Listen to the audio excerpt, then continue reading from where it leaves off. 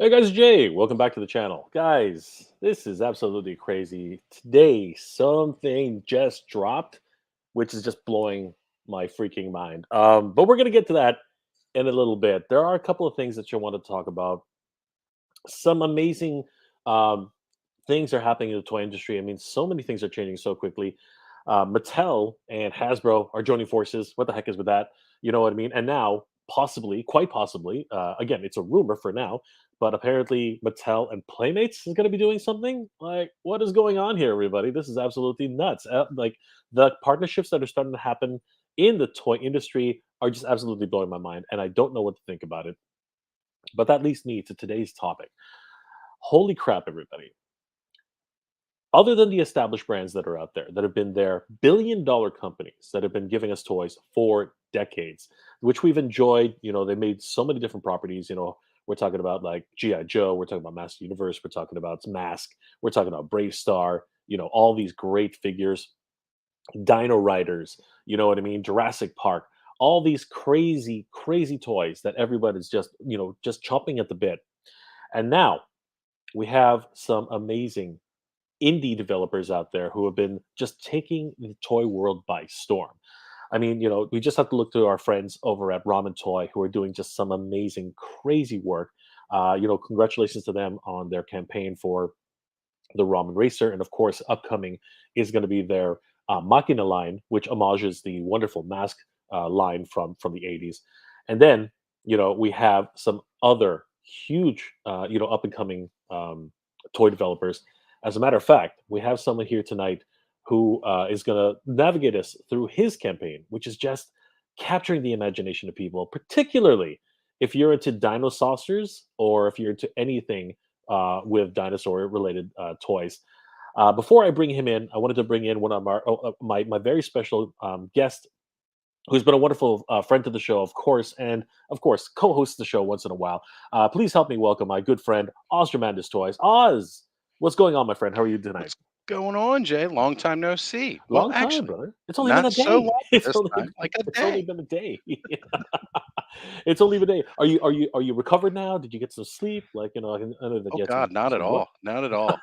After your stream on Friday, well, Saturday morning, I had to wake up early, go to work Saturday morning, do my own stream last night, and then today I had to move some furniture around before going live. So, Crazy, just I crazy. never stop. No, it never stops. But today, Oz, because we had some crazy things happening yesterday, but today, some crazy MOTU news that just dropped out of nowhere. But a few people tried to tell us a little bit about that. However, we'll get to that in a minute. But some really, really exciting news for yourself. You love the critters. You love the little Love them. guys. I Yeah. love them. So and you know what? This is round two for you. Apparently, Round two. this is round T- two because Take round one, take two. It take didn't two. happen. It's gotta Take happen. one It's gotta didn't be happen take two. so well Yeah, for me. exactly. It didn't. It didn't really pan out too well, but that's okay because now we have a take two. That's And right. let's go ahead and bring in our very special guest tonight. And you know what? Holy crap!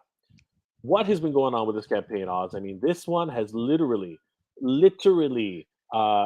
blown the doors off of the barns right now. This is It's taken ridiculous. off, man. It's just nuts.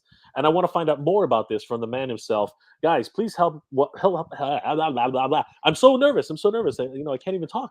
It's crazy. But please help us, guys. Please help us welcome our very special guest here, Matthew Rodriguez, everybody from the Armies of Ashmore, and of course the Defenders of Eden. Matthew, how are you today, my friend? I am absolutely wonderful. It's a pleasure to be here. Um, I think we were talking the past couple of weeks on if I could possibly come on the show and speak to you guys a little bit and Of talk to you, course. Jay. And I know that Oz was supposed to be on a show that I was on this past week or a week and a half ago, but his internet went down. So I was very sad about that. So I figured since he's going to be on tonight, I should also join. So I get to hang out with both of you Yes. guys. It is so great to have you here today, Matt. First of all, congratulations on your current campaign. Holy crap! Uh, did you have any idea that the toy community would respond the way they did to your campaign? In little pockets of it, you hope for that type of thing, but we had one, in the initial response last Legion's Con where we had a lot of good vibes kind of going on and people saying, hey, let me know what the price point is. Let me know, I want to see when you, let me know when you get these. So we had a little sign up email. But no, I mean, looking at like previous ones, we waited about a month and a half to launch ours because we didn't really want to step on any toes. We know that buddy Savage Crucibles had a kind of a big one. Our project manager, Chris from Biblical Adventures, he kind of had a big one. And so we definitely wanted to make sure that we gave people a couple paychecks between campaigns because we know that people wanted to support this, but making it logical and the logistics of regular life and paychecks and bills and things like that. But yeah, I did not, honestly, that first 24 hours just kind of set my head spinning. We didn't expect it to kind of blow up that much, and then all of a sudden we're kind of figuring out, okay, we need to add a stretch goal, or we need to find more add-ons, or we need to give these people more things because we definitely want to make sure that the rewards are worth the pledges. So yeah, it's been a whirlwind, man. It's been absolutely awesome, and even within the toy community themselves, just different little groups that have been like very supportive, whether it's sharing, whether it's asking questions or helping me out on the back end of things, because again, this is all new territory for me personally. So when I come across things that I'm like, hey, I don't know the answer to that. When somebody asks me on the Kickstarter, I'm not too proud to be like, hey, I'll get back to you. Because again, this is different than just printing a comic book, which we've done several of and had several successful campaigns. This is all new territory. So incredible. And just before I forget, because I tend to do this a lot, but you know what? I did want to say this because it's very important, guys. Happy Mother's Day to all the mothers out there. There we go. And all the there's probably very few mothers in here in this chat, but that's okay. I'm just kidding, guys. I'm just kidding. Happy Mother's Day to everybody out there who's celebrating it today, guys. Please call your mother. Like seriously, she misses you. She wants to talk to you. She really does want to hear from you. Definitely give your mom a call today. It's the least we can do as a community. As a community, it's the least we can do. We have another special guest joining us today. It is Brick something. What's going on, Brick?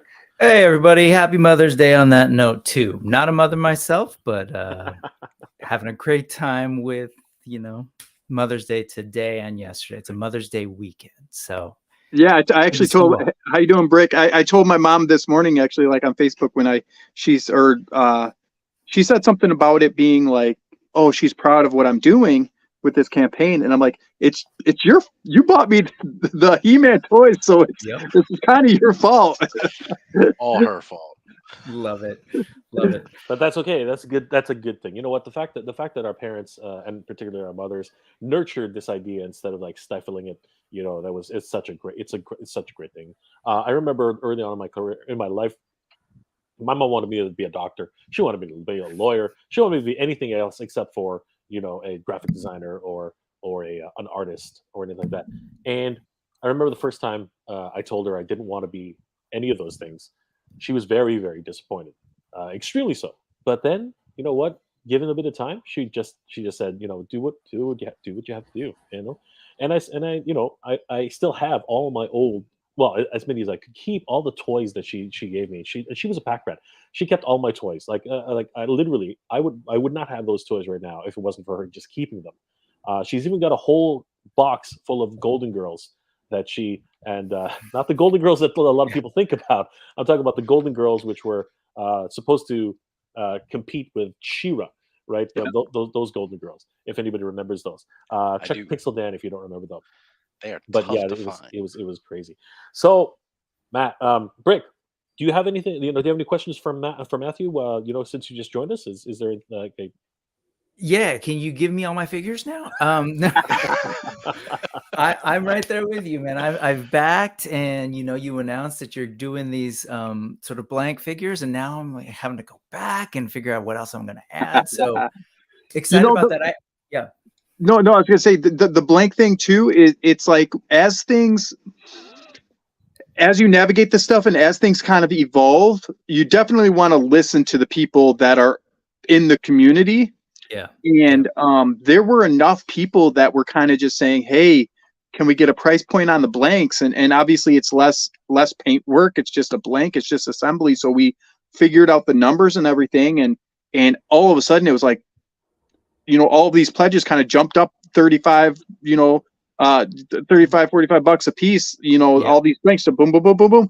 And I'm just super excited because again, and it's funny you mentioned that, like, so Wolf King Customs printed one of my figures, and Steve, my buddy Steve, painted it his own color scheme, and that none of that stuff was planned, so that it was parallel in the timeline of me dropping the blanks. Where like this time next year, being able to see everyone's kind of interpretation of these figures and what they do with them.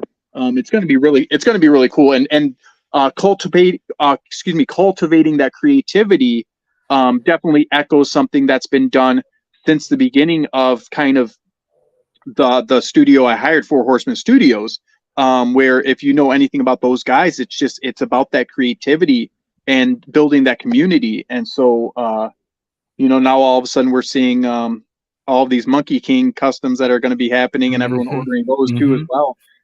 So it's really cool that again, next time this year, everyone's going to be showing off their own armies, And sorry, I was late. I was on a different channel that you were on not too long ago with Highly Articulated. Yep. And so I just want to bring up real quick, because while you were on there, you told him, has anybody ever asked you if you look like Orlando Bloom? Yeah. And so I'm going to ask you, is anybody? And I told him, yeah, I thought that, but I hadn't mentioned it. Second, so I'll throw it back at you. Has anybody told you look like Sebastian Stan? You know what? if it wasn't for this, I have gotten that a couple different times, but I'll take it as a compliment. But yeah, I actually took a screenshot of him and sent it to my wife with the screenshot of Orlando Bloom, and I'm like, I see it clearly. I hope other people see it too. Yeah. But yeah, super nice guy. Man, he's a great guy, and a cool channel. And this whole thing, I mean, these past 3 weeks, seeing all these channels and all these people that, again, I'm like, my toes are in the water. Like I've hung out with the toy community and gotten to know my local toy community, but this project specifically has kind of like, I've further reached out to places and people like you guys, where it's like, this is incredible. Like you couldn't, when we started this 10, 12 years ago, like when we started, hey, we were in forums on He-Man.org talking on these lines, and then the lines would go up. And like now that we have this to like build this family, it's just awesome, man. I'm gonna say No, go ahead, Austin. Oh, I've been doing shows everywhere, all over the place, whenever I can. And one of the first things I'll always bring up is Armies of Ashmore. Like, I appreciate it, man. I appreciate it. So have you gone through all the new little things? Sorry, no, Jay. Go ahead. I just want to hear a little bit more, bit, because recently you threw out heads packs. Have you talked about that today? Because I'll tell you, that's another thing that I was like, I'm gonna add. Yeah, there's a couple little things that we haven't.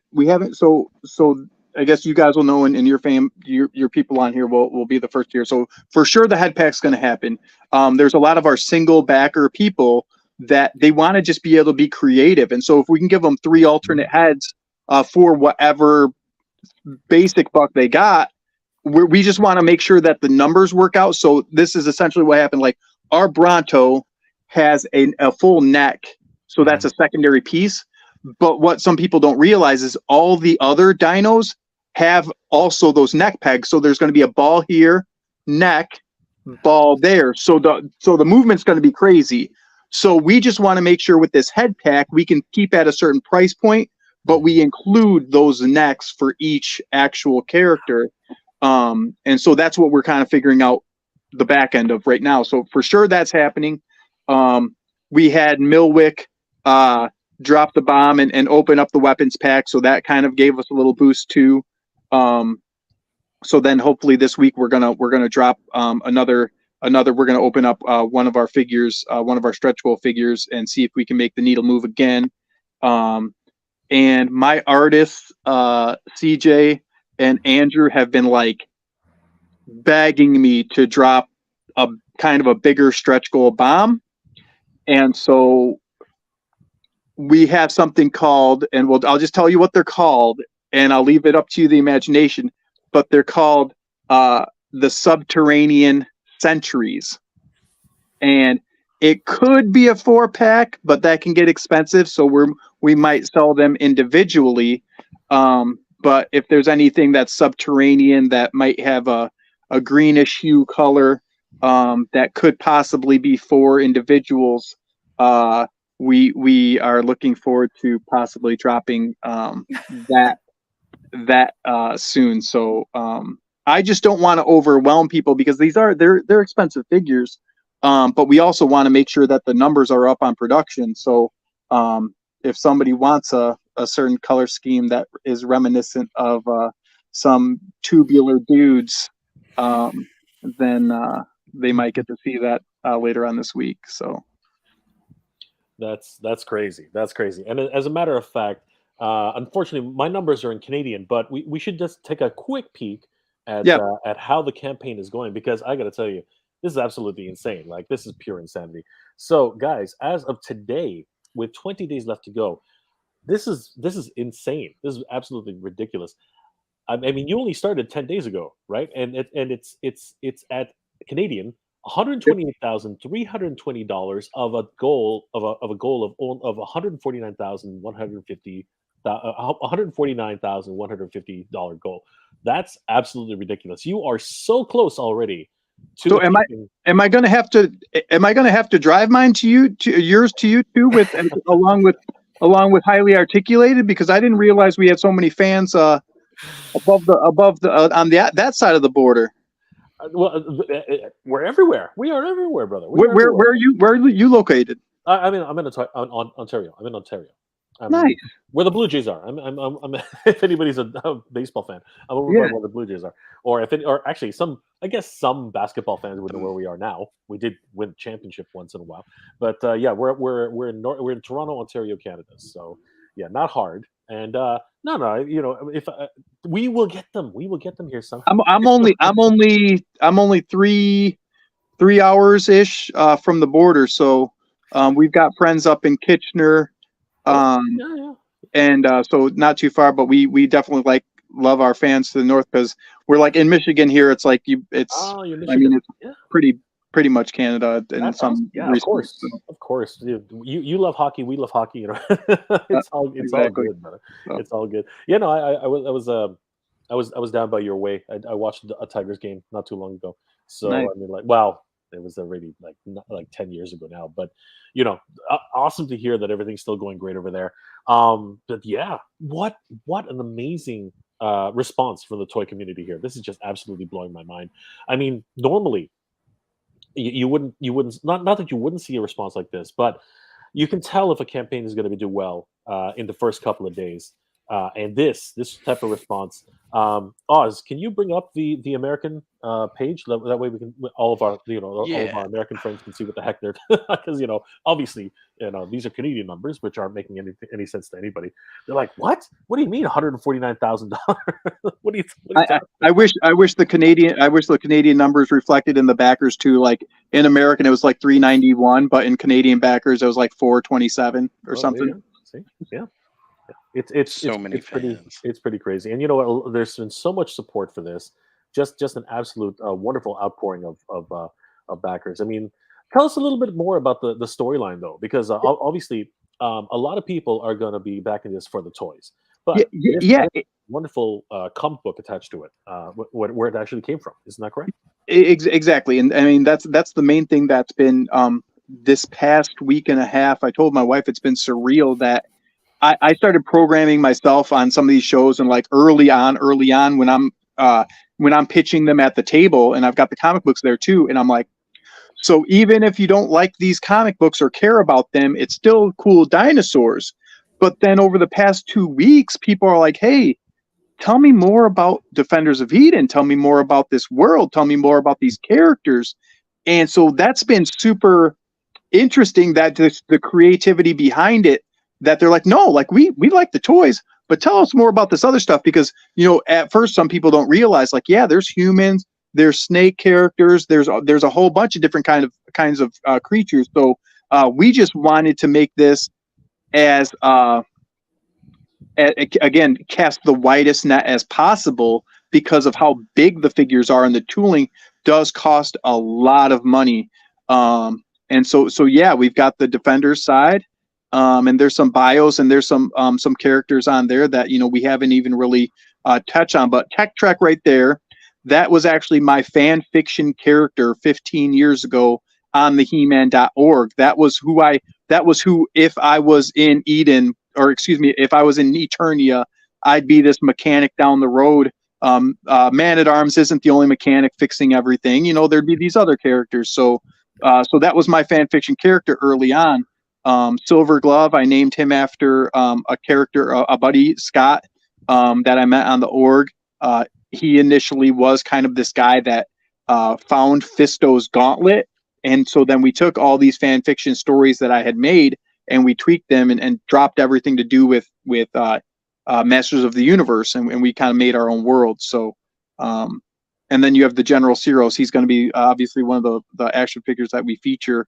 But yeah, it's really fun stuff. And so you can go on my website like this, and you can read the bios and learn about all the characters. And we hope to make these guys, again, Wave 3 and 4. We want to get to a lot of these characters. So we just figured that the race of the Saurians of the Kingdom of Ashmore was, again, kind of the biggest,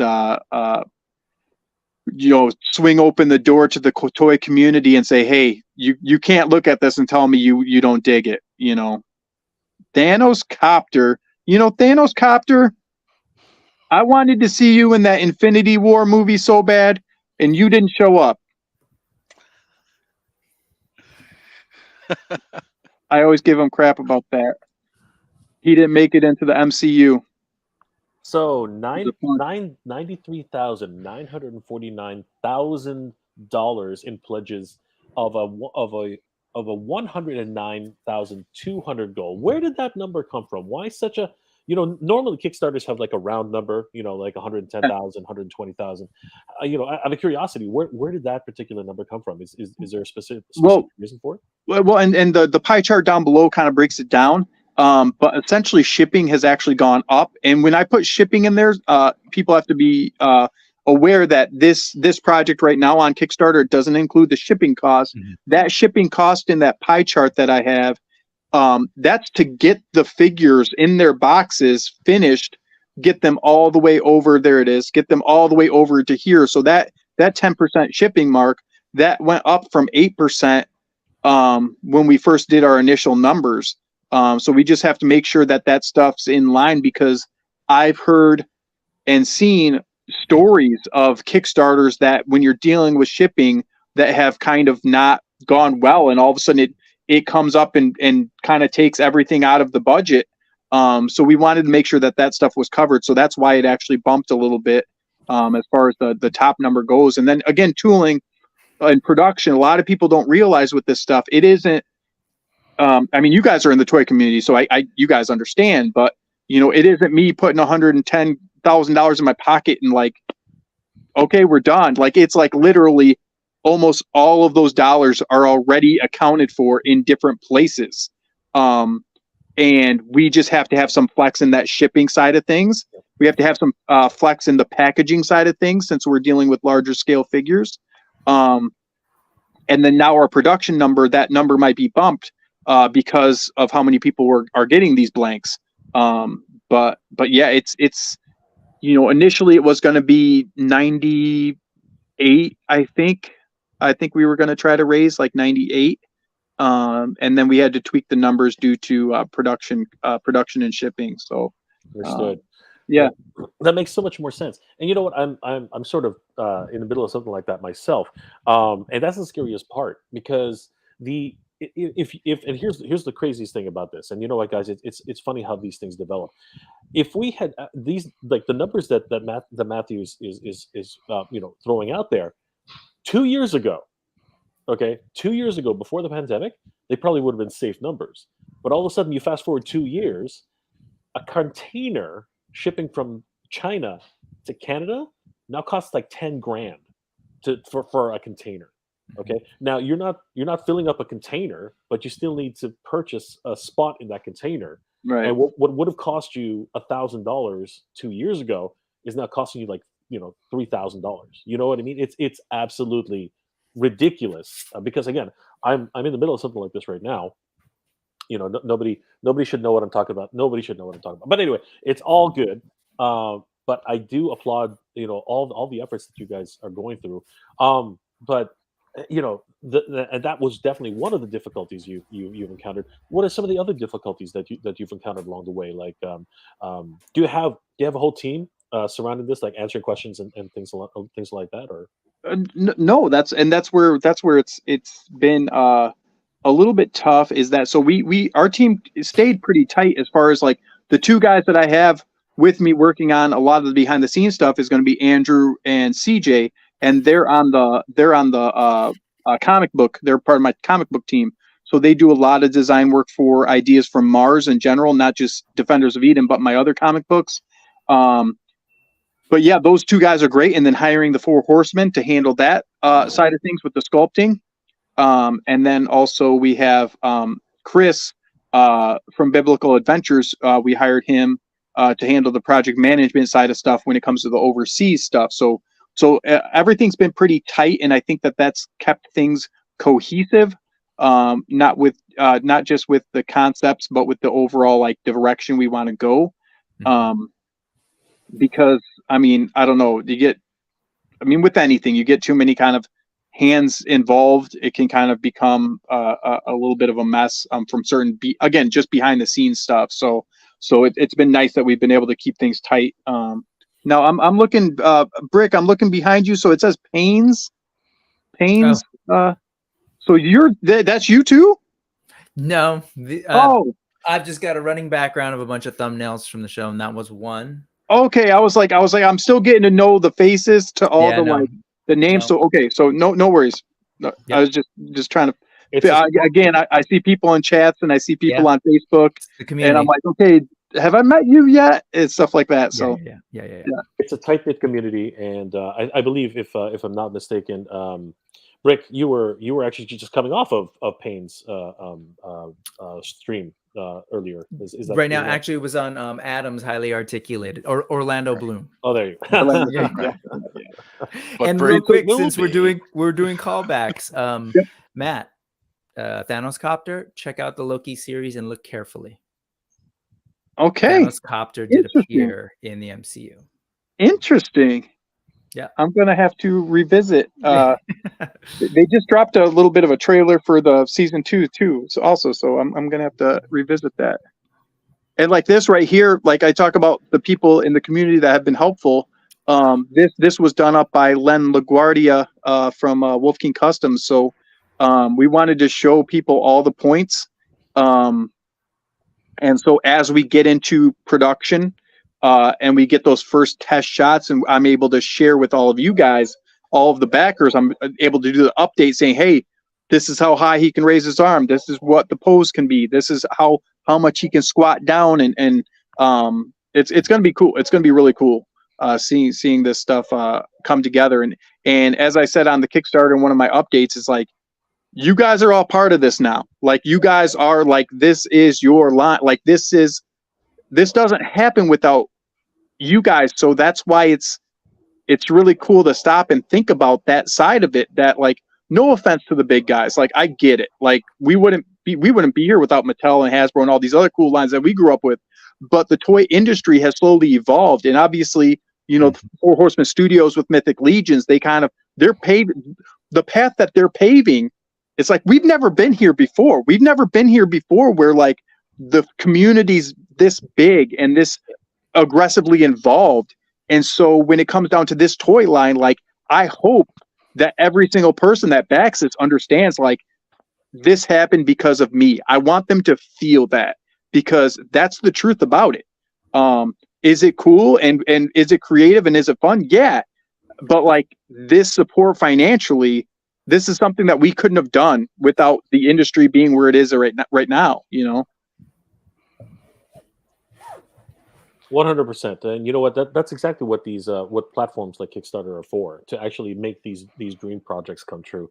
Um, how has the support been from Kickstarter, if anything? I mean, this must have been like, did you guys make a feature project? Like, was this something that the Kickstarter wanted to help promote, or like how did that work?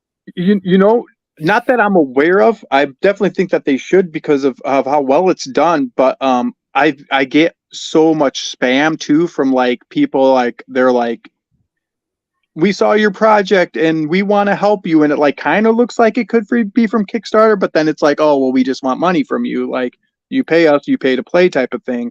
So just the fact that I haven't done anything like that, it's kind of cool seeing this organically grow just by word of mouth. But if Kickstarter's listening, hey, shoot me an email. I'll put the banner right across the top if you want.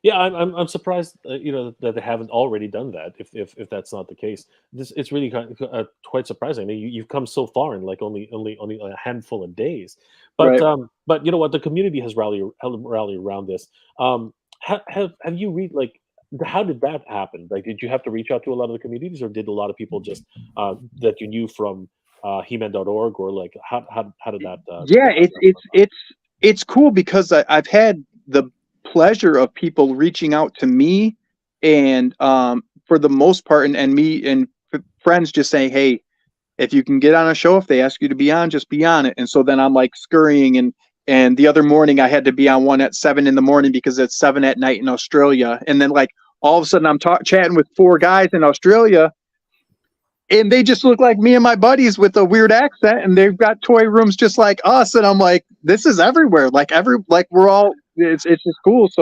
So yeah, it's been cool. People throwing out names saying, hey, reach out to so and so. He's got a channel. He'd love to sit and chat with you about this project.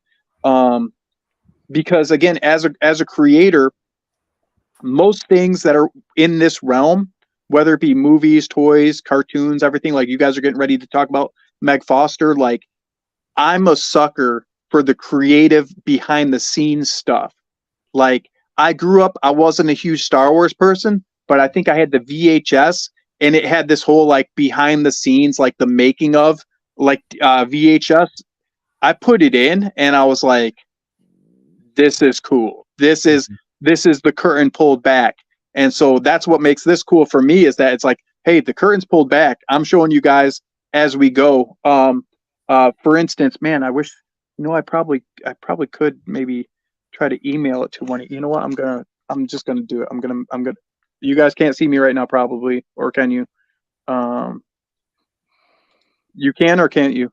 We can hear you. Okay, at least. okay, At the very okay. least, we I'm can hear gonna send you guys a picture just to show you that the idea that we are constantly trying to not only update what we're doing, but we want to give the best to you guys. So it's in my downloads. Okay, who am I sending this to? Which one of you guys? you can send it to me. Okay, perfect. Okay, I'm Matthew, gonna just send it to our chat, and I'll grab it from there. Okay, so this isn't 100% official, but this is the type of stuff that we're working on right now. And here are here are 2 of the things. Okay, I just sent it to the chat. Okay, let me get back on this camera now because I can't see myself and it's making me nervous.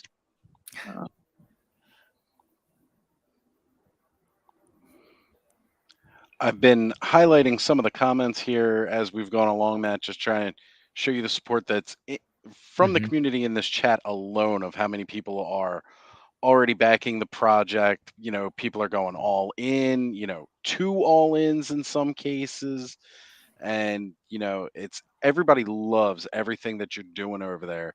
So definitely keep it up, and we are gonna, you know, keep supporting you and keep working with you to see these projects become realities, man. So there we go, Matt. Very Your nice. your image is paused a little bit. I don't know if Matt, you still there? Okay. Oh, Oh, there you go. I'm here now. Okay. Whoo. That took me a while. I apologize. So these are the kind of things that we sent to the design team as I'm kind of figuring out how can we make this better. And so I realized that the point on Kuzo's tail, I'm like, would this be cool if this was poppable? If we could pop off the end of his mace and pop off his tail, and we can make that interchangeable. Now we might have to scale down the mace a touch, but so this is something that right now currently the factory is working on. If we're able to do it.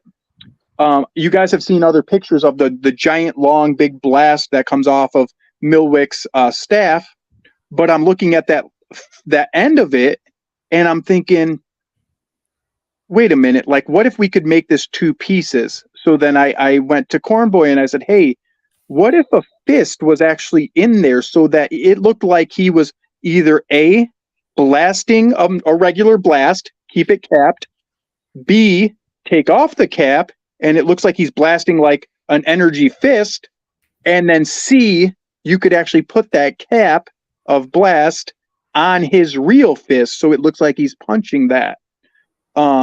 And so those are all stuff that over this past week and a half, 2 weeks, I'm like, hey, now I'm starting to get a little bit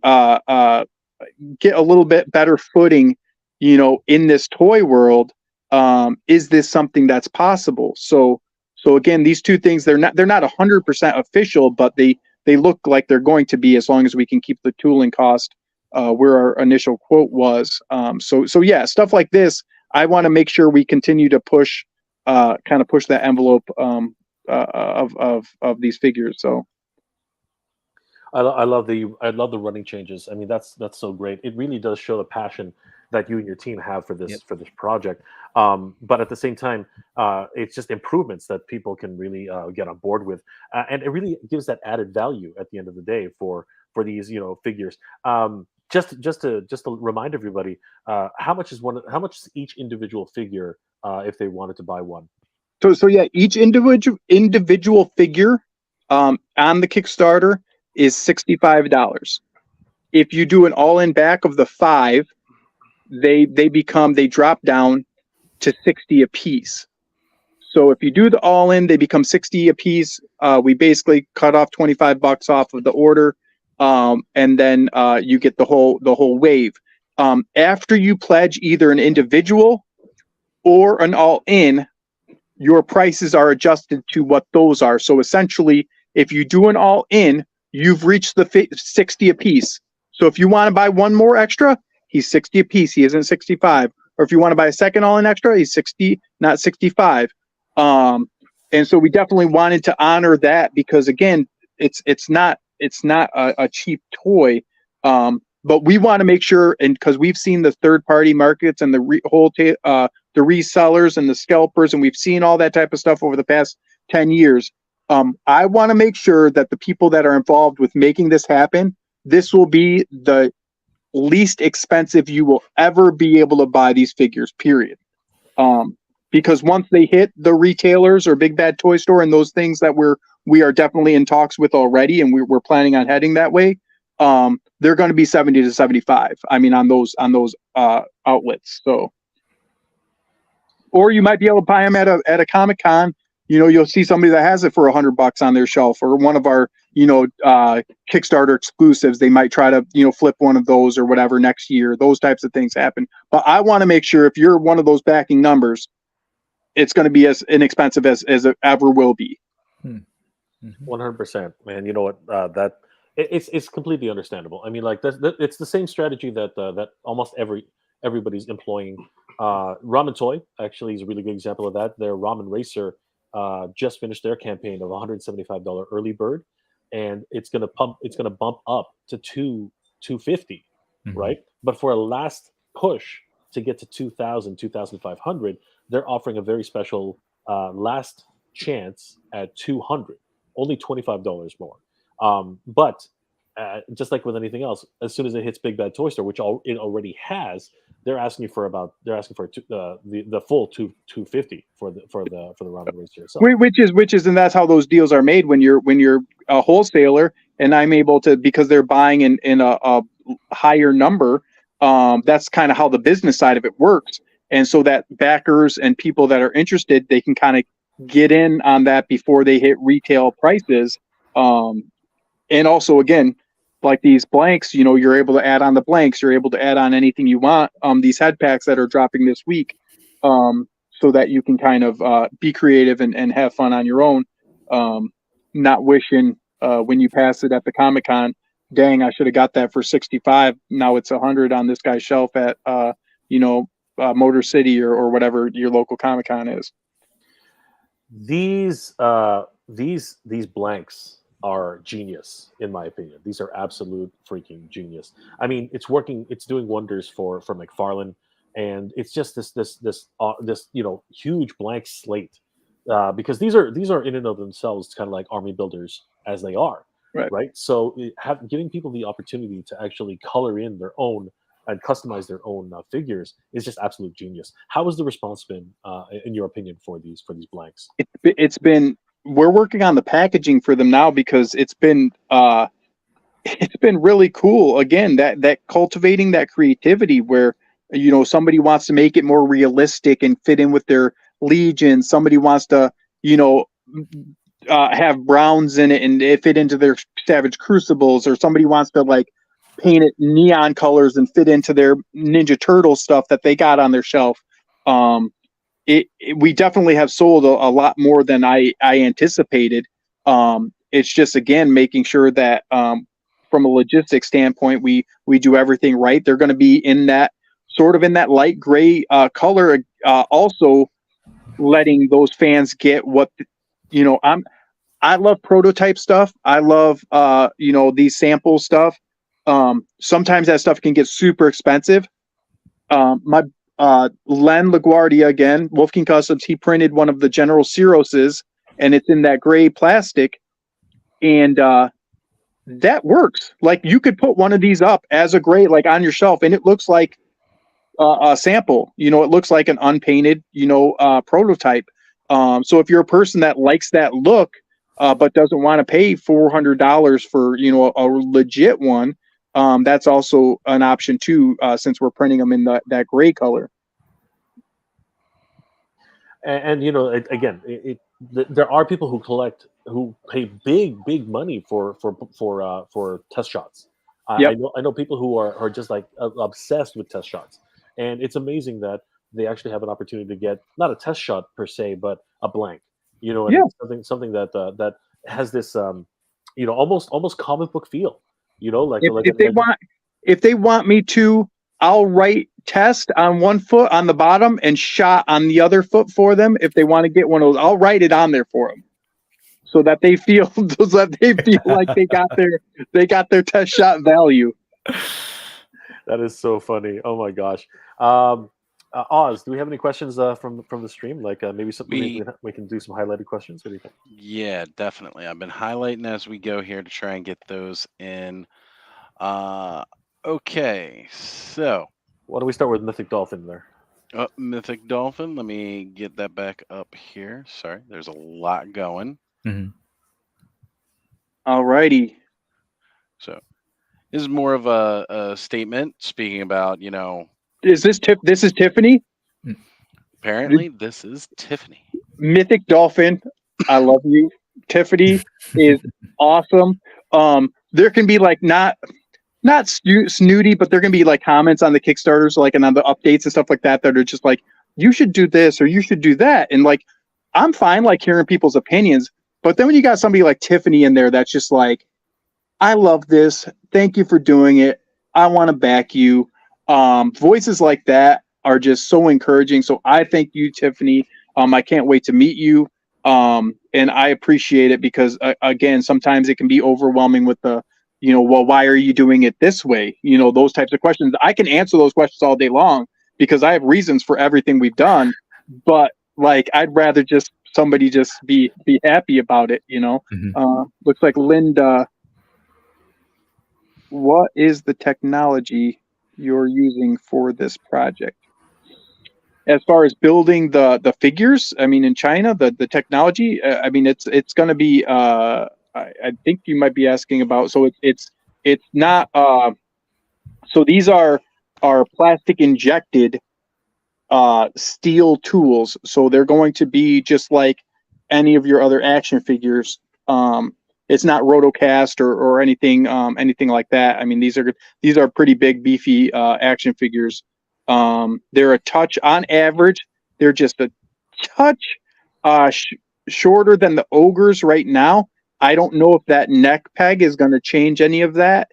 But then the width is actually over 4 inches. It's wider than the ogre for sure. But I don't know if that answers the technology question that we're doing. I think Linda, they're not 3D printed. These are actual. These are actual. Yep.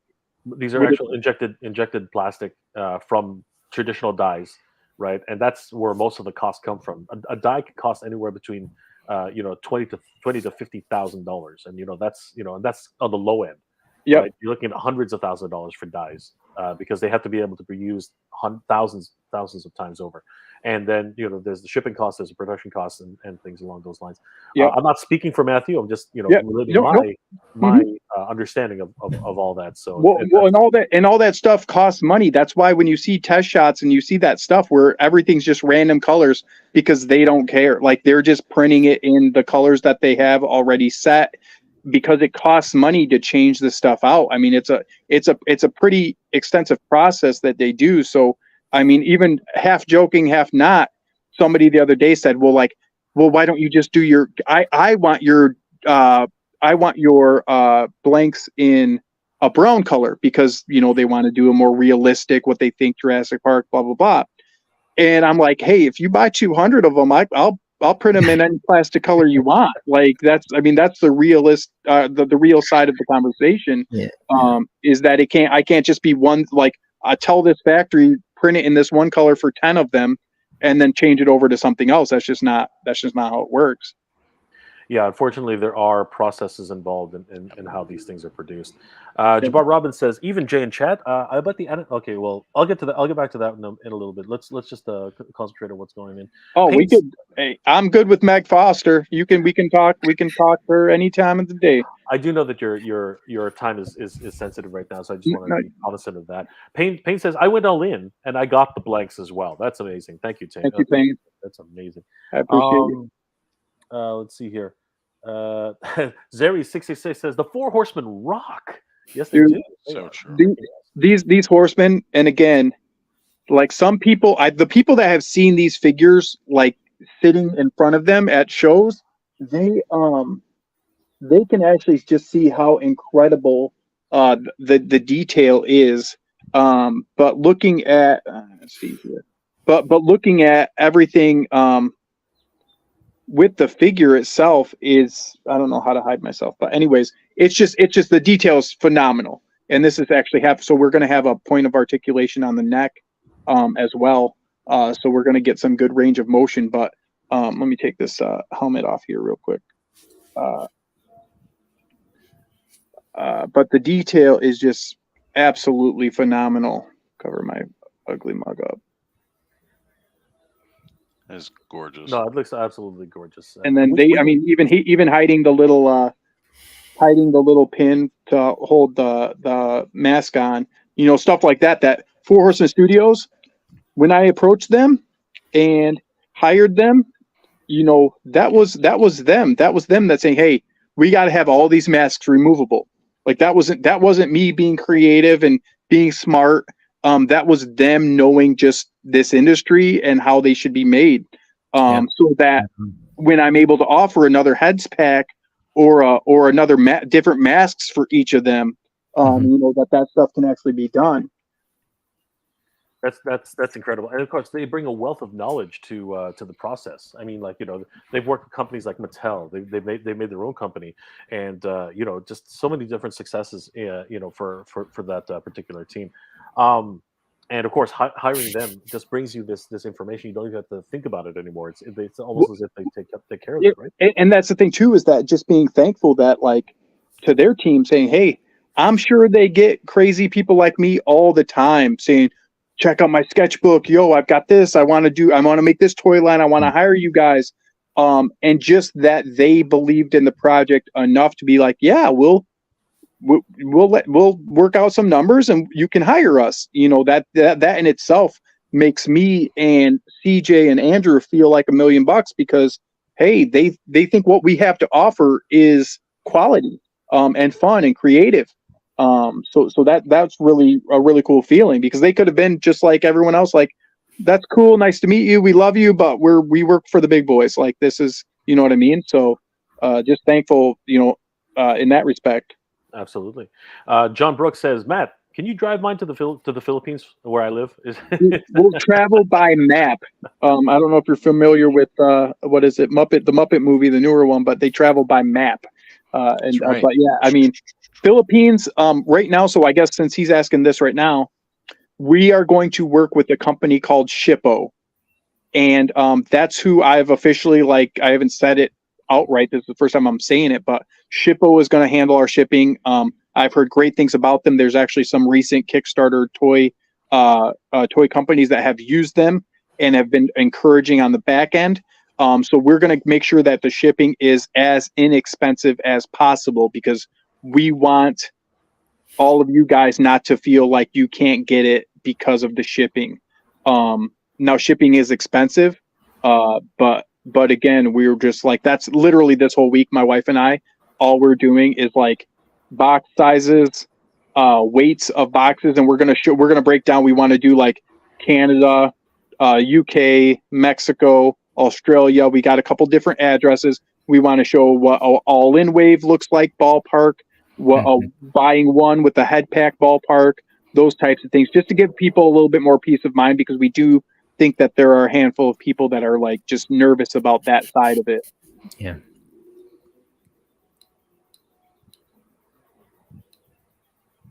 Did we lose his audio? Jay, no audio. Sorry about that, guys. I just didn't want to, I got some background noise here. I didn't want to actually disturb. But this company Shippo are like, on that sense, you're going to be using them to sort of help relieve the stresses from you, right?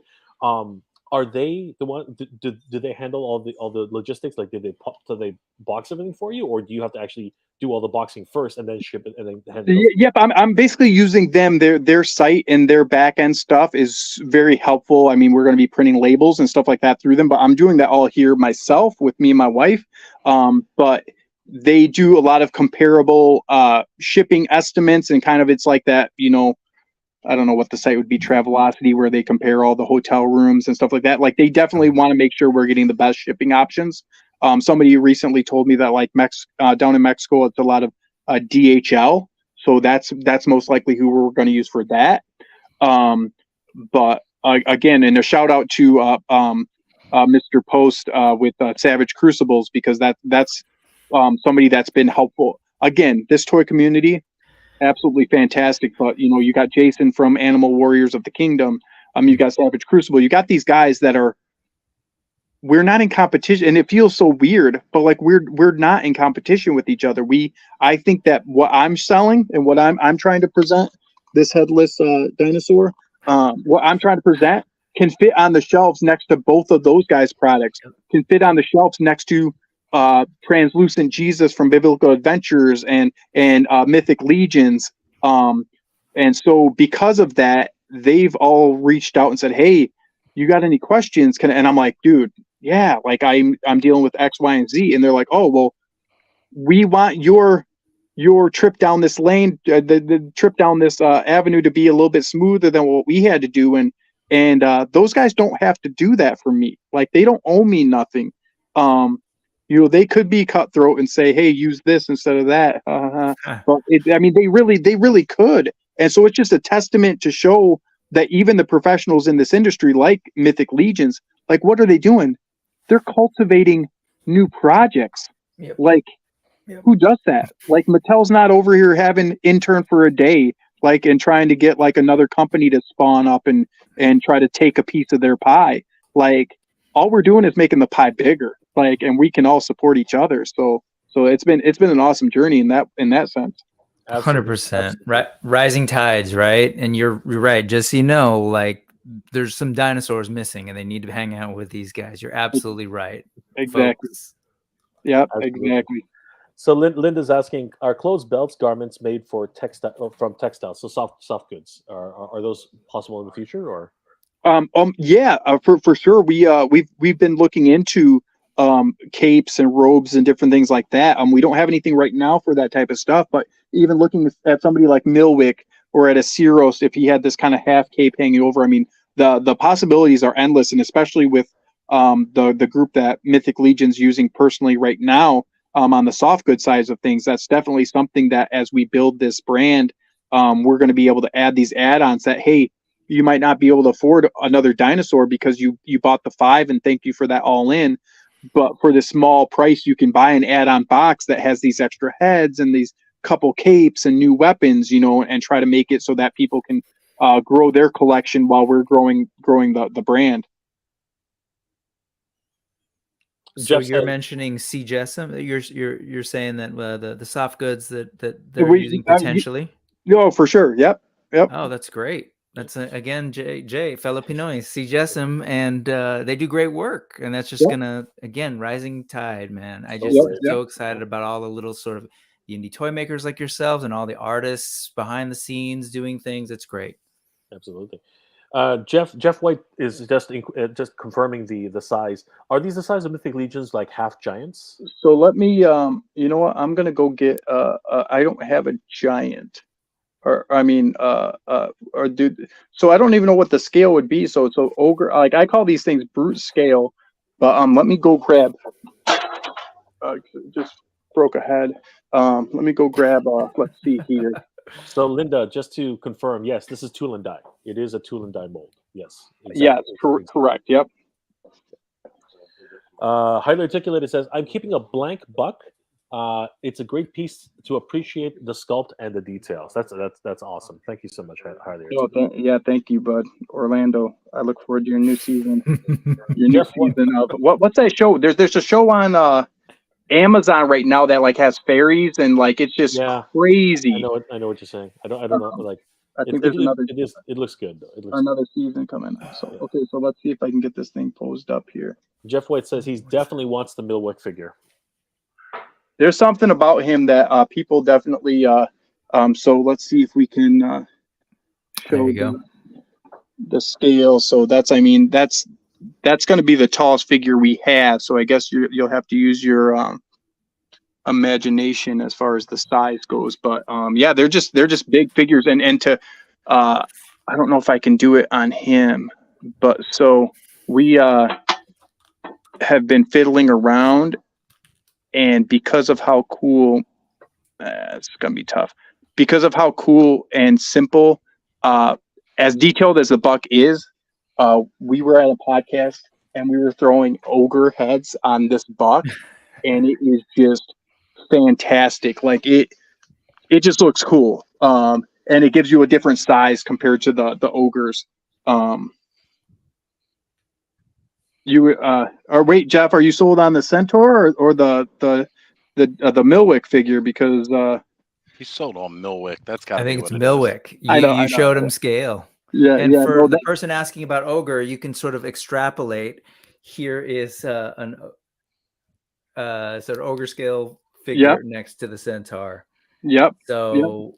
Yeah, that's pretty decent. That's definitely a bruiser scale. 100%. Get yourself some dinos, folks. Get yourself some dinos. Yeah, we definitely wanted to go with this scale because of how wonderful, and wonderfully imposing. Because we want our humans to be the same size as kind of a Legion 6.5. So our original scale. Let me see if I can get some light on them. So this was our original scale. When my buddy Jason first did his Animal Warriors of the Kingdom, they were in that 3 3/4. So they were about this tall. I should have one sitting around here, but I don't. And so these were our original hand sculpts we did years ago. But then everything went away from the 3 3/4, and they went back up to 6 inch. And so we definitely wanted to make sure that here, maybe I can grab I'll grab a He-Man here just to give a little bit of I love your collection, by the way, Matthew. Yeah. Thank you. I appreciate it. So Is that yeah, Imaginext slime pit back there too. Oh The my Lazarus god, pits. that thing is a huge bruiser. Holy crap! yeah. So That I is mean, just-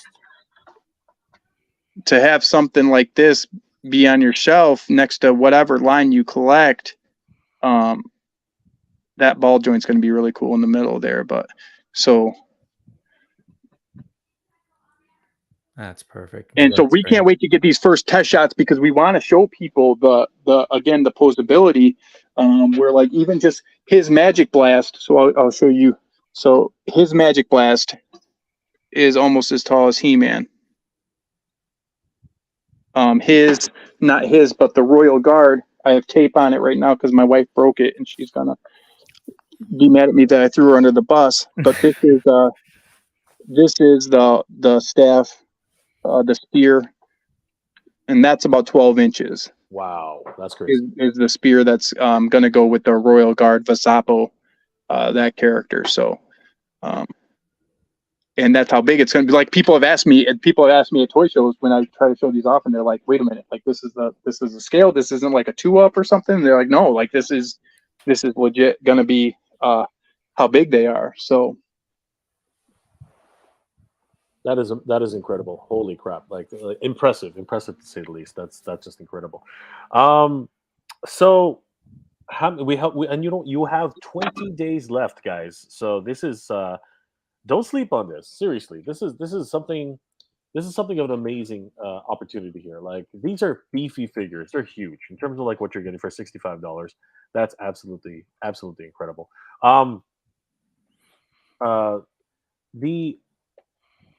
What just out of curiosity, which one has been the most popular right now? On the back end, I actually did numbers the other day. So Kuzo we've sold the most of across the board. Really? Wow. Then I think second is I think actually I'm pretty sure it goes Kuzo, Rydor, Milwick, Siros, Vasapo. Wow. Okay, so Kuzik though. Kuzo is the runaway favorite. Yep, and when I say the third, fourth, and fifth, they're all within maybe 10 of each other. Like it's not there's no one's like off the maps, like losing in that regard. They're all very close. I think we have right now. I want to say we have 251 all-ins. Because I was breaking down the numbers to see like, well, how many of these, right now, if we were to just start right now, well, how many are we making? And so on the back end, we're messing with the production side of things, and we're getting all those little tweaks like I just showed you with you guys like MOTU then? Is that why you said nice collection? Kind of. It's not that big a deal. It's not. You know what's funny? My wife looked at this thing. So I've got this one, and then I have this one in the box. And my wife's always like, I just saw how much they sold for. Like, and one of these days I'm going to come down here and it's going to be missing. Oh my god! Because she sold it. But it's ridiculous what those things. Like I got mine at PowerCon, but again, it comes down to that type of stuff. Like when with these figures too, because it's going to be a low production run, and because it's going to be. Or what it is. I mean, it's an indie toy line. Like these aren't going to be everywhere. So yeah. I mean, I sound like a salesman, and I'm glad Brick's in there to help sell it for me. But it's like it's tough because you get these hype men that are like, yeah, and I'm just like, dude, I feel what you're saying. It's just part of me as a creative. Like I don't know if it's that whole like once you're done with art and then. You look at it and you're like, oh, it could be better. Or, oh, you have that like artist kind of mind space. So then I got to push that down and I got to be like the salesman. And I'm like, dude, this is a good price. And people are like, oh, well, how big are they? And then they'll see them at the show or they'll see them compared to Legions or these other figures. And they're like, yeah, that's all day long. There's not been a single toy collector that has looked at mine and been like, they're overpriced. Like, if anything, I've had people say, like, I'd probably pay more. But we did the numbers, and where we have to be like, hey, we hope and cross our fingers. We're like, we want to break even and make this profitable in the future. But like, this is how much, unfortunately, like the tooling side of it costs, because there's so many big parts. And that's where a lot of that stuff goes. When will the digital comics be available? Thanos Copter, text me, message me on Facebook. I'll make it available. I don't know why it wouldn't be. But because it's you and because you're Thanos Copter, I'll make sure it's available for you. But they should be on the add-on. On the add-on section, you should be able to add. It looks kind of silly because we did so many variations, but so many people like different things, and we wanted to make sure, like, hey, if you don't want a physical copy of this book and you just want to pay the couple dollars or the dollar or whatever the price is on it to get the downloads, like, all day long, like, I'm not gonna leave that off the table because only 3 people want it. Like, if 3 people want it, I can get it to them. No, I think you might be asking because they are there and you can add them on. In other words, like, would they be able to actually download them though sooner than later? Yeah, for sure. So the only things that are going to be delivered with the figures would be the physical comic books, and the digital download. If you digitally download, if you do the trade paperback or the issue 4 options, those are going to not be able to be downloaded. But anything that we have currently, like, once the Kickstarter is over, within a week, you're going to get a link with the little code, and you can download any of the digital stuff that you got. I thought Copter was trying to get some free books. I didn't know what he was trying to do. Myth Dolphin says, Matthew Rodriguez, I will be at Legion Con 2023 November, our first family trip since the 2020's lockdown. Tiffany, I look forward to meeting you and shaking your hand. I appreciate you very much. Legion's Con last year, I don't know if any of you guys went. I recommend it, just again from a creative standpoint. I'm going this year. I've been to nothing like it, and I've been to shows. Literally table after table of people that are technically fighting for dollars because they're both selling tables of custom heads or paint jobs and stuff like that, but all of them smiling the entire time and enjoying each other's company. It's a show like no other. I can honestly say that. I definitely recommend it. Absolutely. Jeff White says, I'll second the question, if there will be any females later on. Yes, Jeff. We have females in this world because I love ladies. But yeah, we definitely do. We're tweaking some stuff with this buck, and then also, I mean, female humans as well.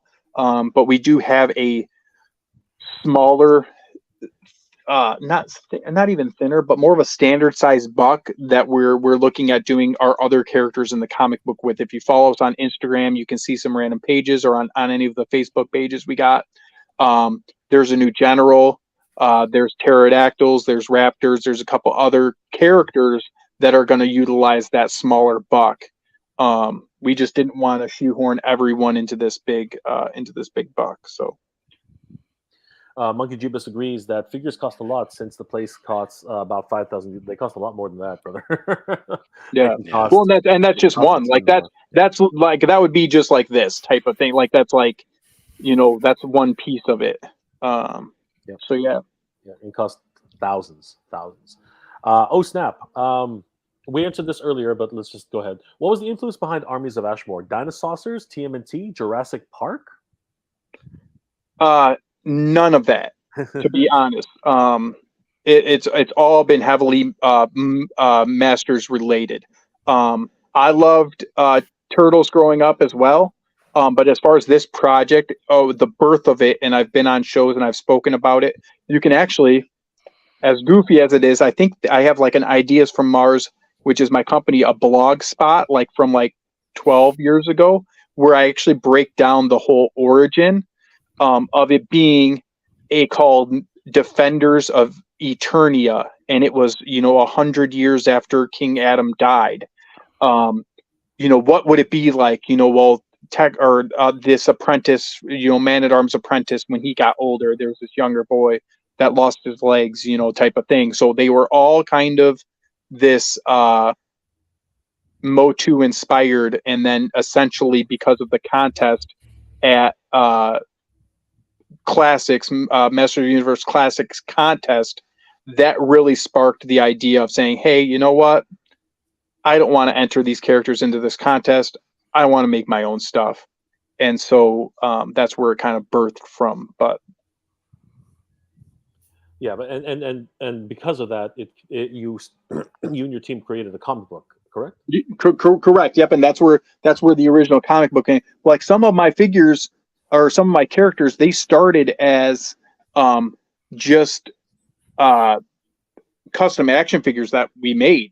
That I made. Like I created this character named Troodon, and he was essentially the last of his kind, and he fought the snakes. And I always thought, what would it look like if a hero had the evil legs of a vintage Masters character? You know, what would that look like? So I had my buddy make me this custom figure, and so him and Owlock and 3 others, they were actually custom action figures before they were ever in a comic book or anything. So, and right there, so for example, those are what the snakes look like in our book, in that second panel there to the left. So we're going to have that whole race of the Serpian race. And these 3 panels, that's really cool. At this level on my Kickstarter, you could be in the book if you sponsored a certain level reward. So I've got my 3 buddies right there in a row. And then that character right there, if you grow up, is Bana. That is the artist Nate Barch. That's his fan fiction character from 15 years ago on the org. He was one of the few characters that floated around the org that I went to him and I said, Nate, I absolutely adore your character. I'd love to have him in this world. And he said, yeah, go for it. So the full circle of that is that someday having the ability to actually hand him a figure of his fan fiction character from back in the day. And then so we have some more Ashmore characters. Like this is Nyx right here. And then you have your Royal Guards. So again, in the comic book, some things look a little bit different. There's more plates on the back of the Royal Guard. But for tooling purposes, and like the classic Masters of the Universe way, the classic Mythic Legions way, you got to cut the corners in certain cases so that you can produce more figures. So it's absolutely wonderful artwork. Who's just to remind us, who's your main artist? The main artist, that's CJ Edwards. So he is kind of the mastermind behind a lot of the creativity behind this world. I've told stories all day long where, like, even at the bottom, my character, the stretch goal at the 200K, my artwork that I sent him, he literally was just like, Matt, this is cool, but I'm going to draw it and create it a lot better. So if you go down the 200 mark, I would love to be able to show you guys what I designed, and you'd be thankful that CJ's on the project. But right here, so if we reach this level, we unlock new tooling. So we have a new head, a new tail, new armor, and a new weapon. And so with the paint scheme, we again are able to give the illusion of a whole new tooled character. And so he's part of the kind of I consider them kind of the naval branch of our armies. Somebody just said that they'll buy Owlock. Owlock is my wife's favorite character, Yojo. Owlock is one of those originals that I had a custom figure of him before I even put him in anything. But yeah, this Wave Walker, CJ, this is, I was like, hey, I want seaweed coming out of his armor, and I want him to be underwater, and I sent him a couple sketches, and CJ just makes everything better. I mean, that's literally as high reaching and as high praising as it sounds.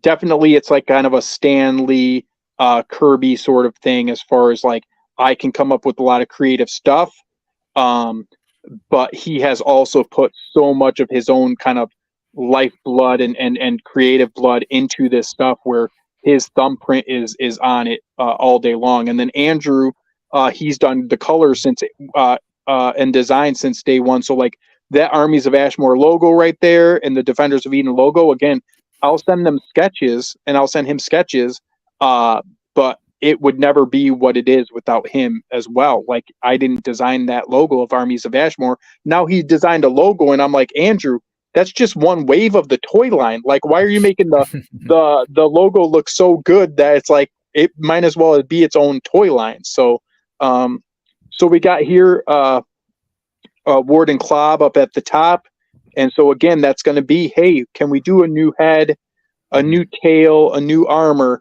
You know, with the Executioner, can we do? Okay, so this scene, I wrote this scene, and are you guys should be fans. Robin Hood, Prince of Thieves. As a little kid, I thought it was so badass. That was hilarious. That he put his hand on the thing, and he's just like, "Go ahead, cut it off," you know, type of thing. And then the whole battle happens. So I actually like scripted this, and I made this scene happen because of my love of Robin Hood, Prince of Thieves. So essentially, Nyx has stolen one too many times. He's addicted to being a thief. So to pay the consequence, he and again, this design right here, the shadow happening and all of that stuff. CJ just visually, he's a savant. I mean, it just looks incredible. Absolutely. Yeah, no, I love that scene. And of course, it played out a little bit differently in Robin Hood, Prince of Thieves. If anybody hasn't watched it, but you should watch it if you haven't watched it yet. No spoilers. But yeah, let's just say that the Executioner is surprised, like incredibly so. RoboGeek is asking. Sorry. Any chance down the road you'll be able to release Anklo with his shell actually on his back, as well as a Stego with the plates on his back? Trikeys have their horns, so they need all that stuff as well.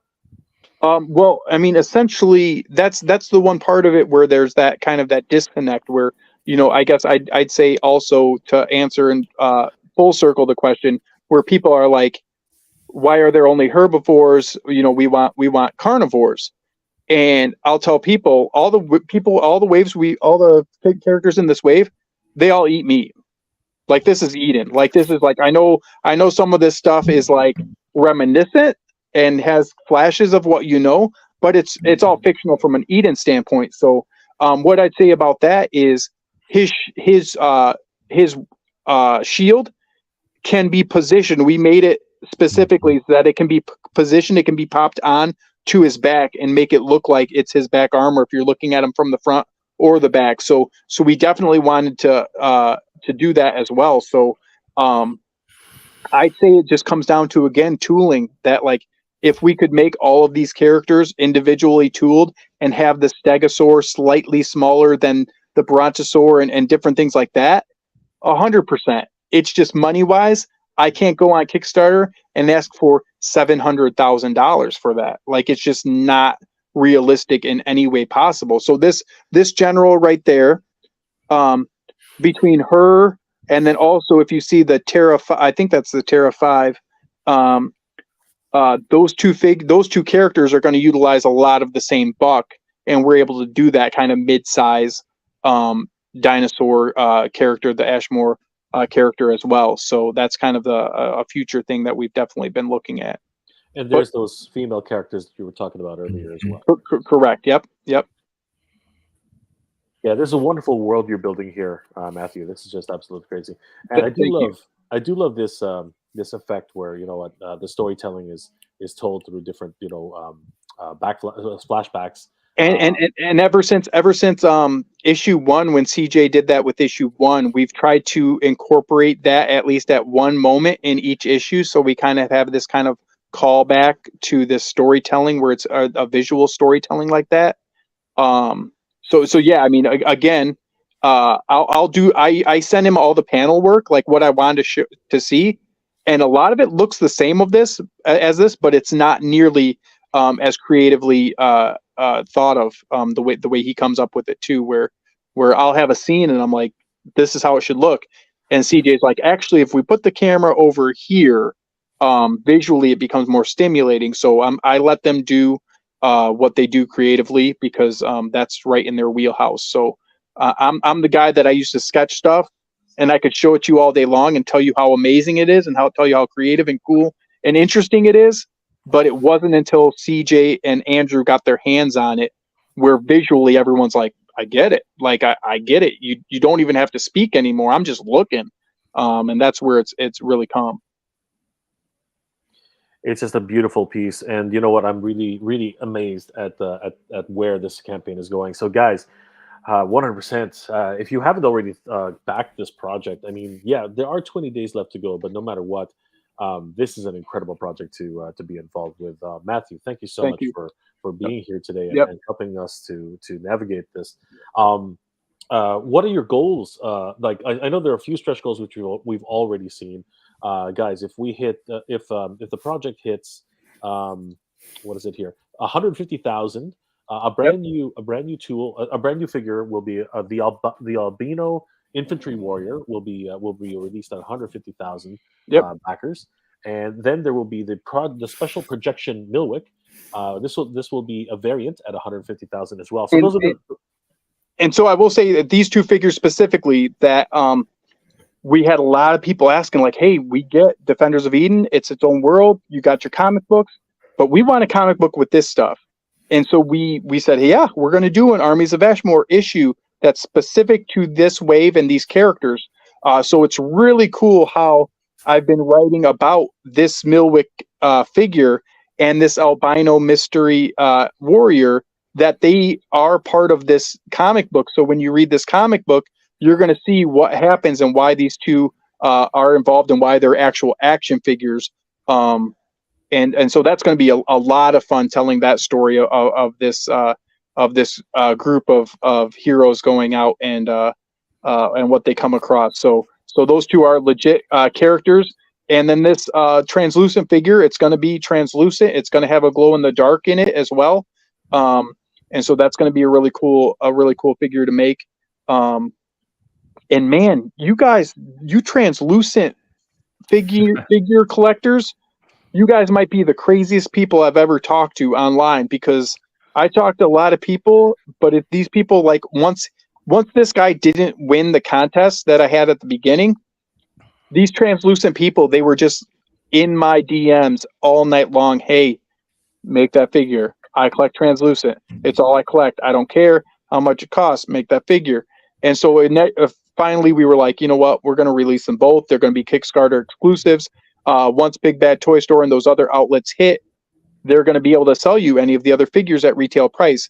But when it comes down to these Kickstarter exclusives, these are not going to be at retailers after the Kickstarter. So that's why we want to unlock them and get them in as many people's hands as possible.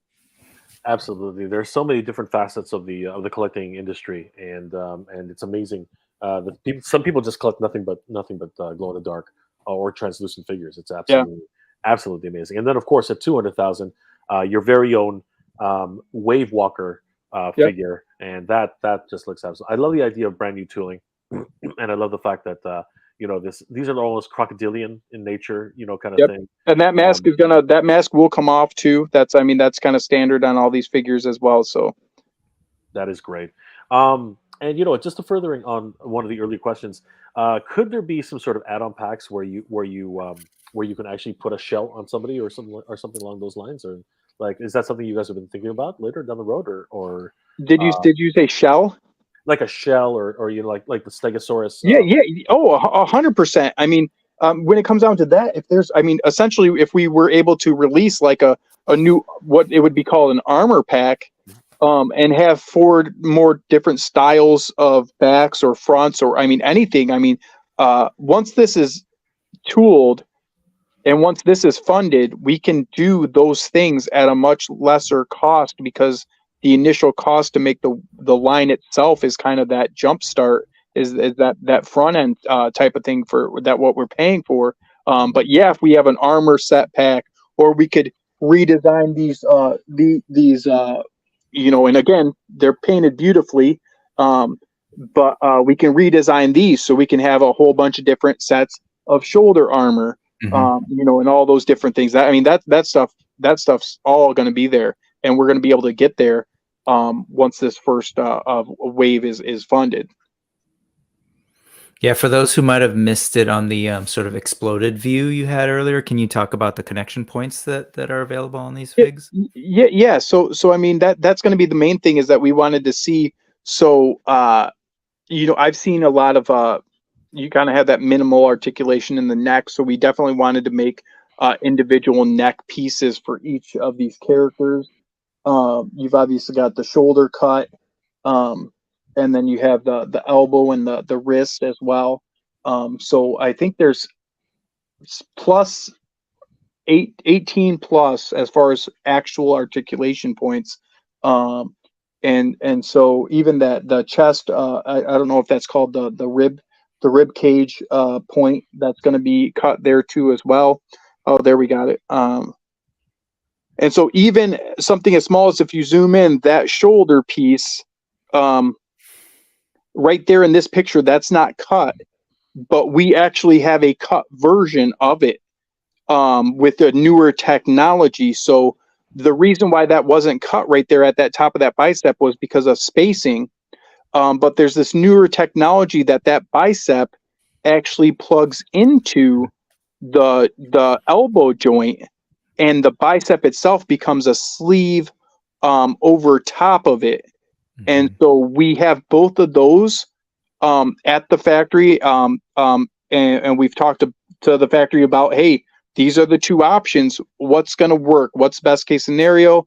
We haven't committed to one way or the other, because if we use that sleeve and there's something about it that just isn't right, we don't want to add that joint if it's not going to hold up, essentially. So that's something that definitely, again, as we go down this process, we want to make sure we're trying different things, but to know that, you know, we're not going to commit to it if we know it's going to be a faulty joint, and then your arm's always going to be loose or whatever. So Thanos Copter's actually mentioning that I'm trying to manage my pledge to add more, but I'm not seeing any options for blanks or comics. Is this something that that's not something common I've seen. Usually if it's an add-on tab, I will say, if you are doing it on your phone, we've seen people have issues on their phone when they manage their pledge.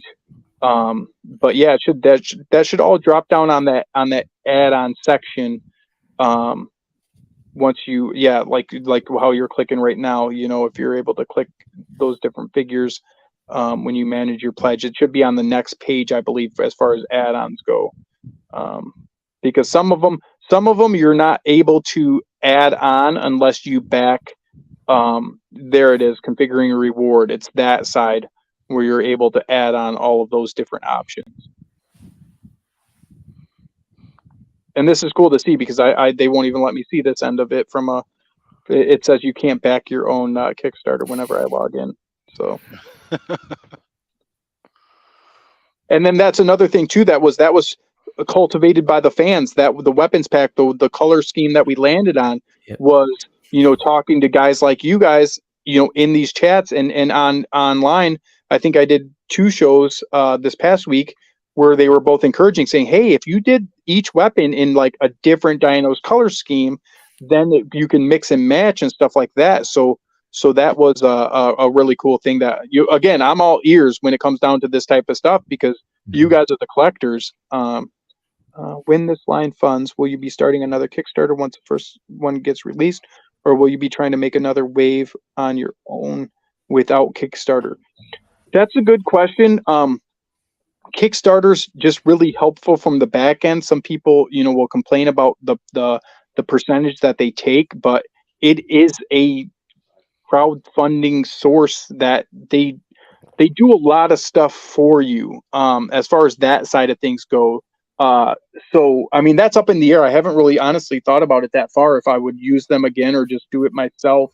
I will say, for our comic books, it's been easier kickstarting the next issue as we go, because you have your kind of your built-in base of backers that's kind of all already listed in there. So that's been helpful. But that's a good question, something to definitely think about. Just amazing. You know what? And I hope that helps answer some questions like because obviously Matthew can't actually see anything.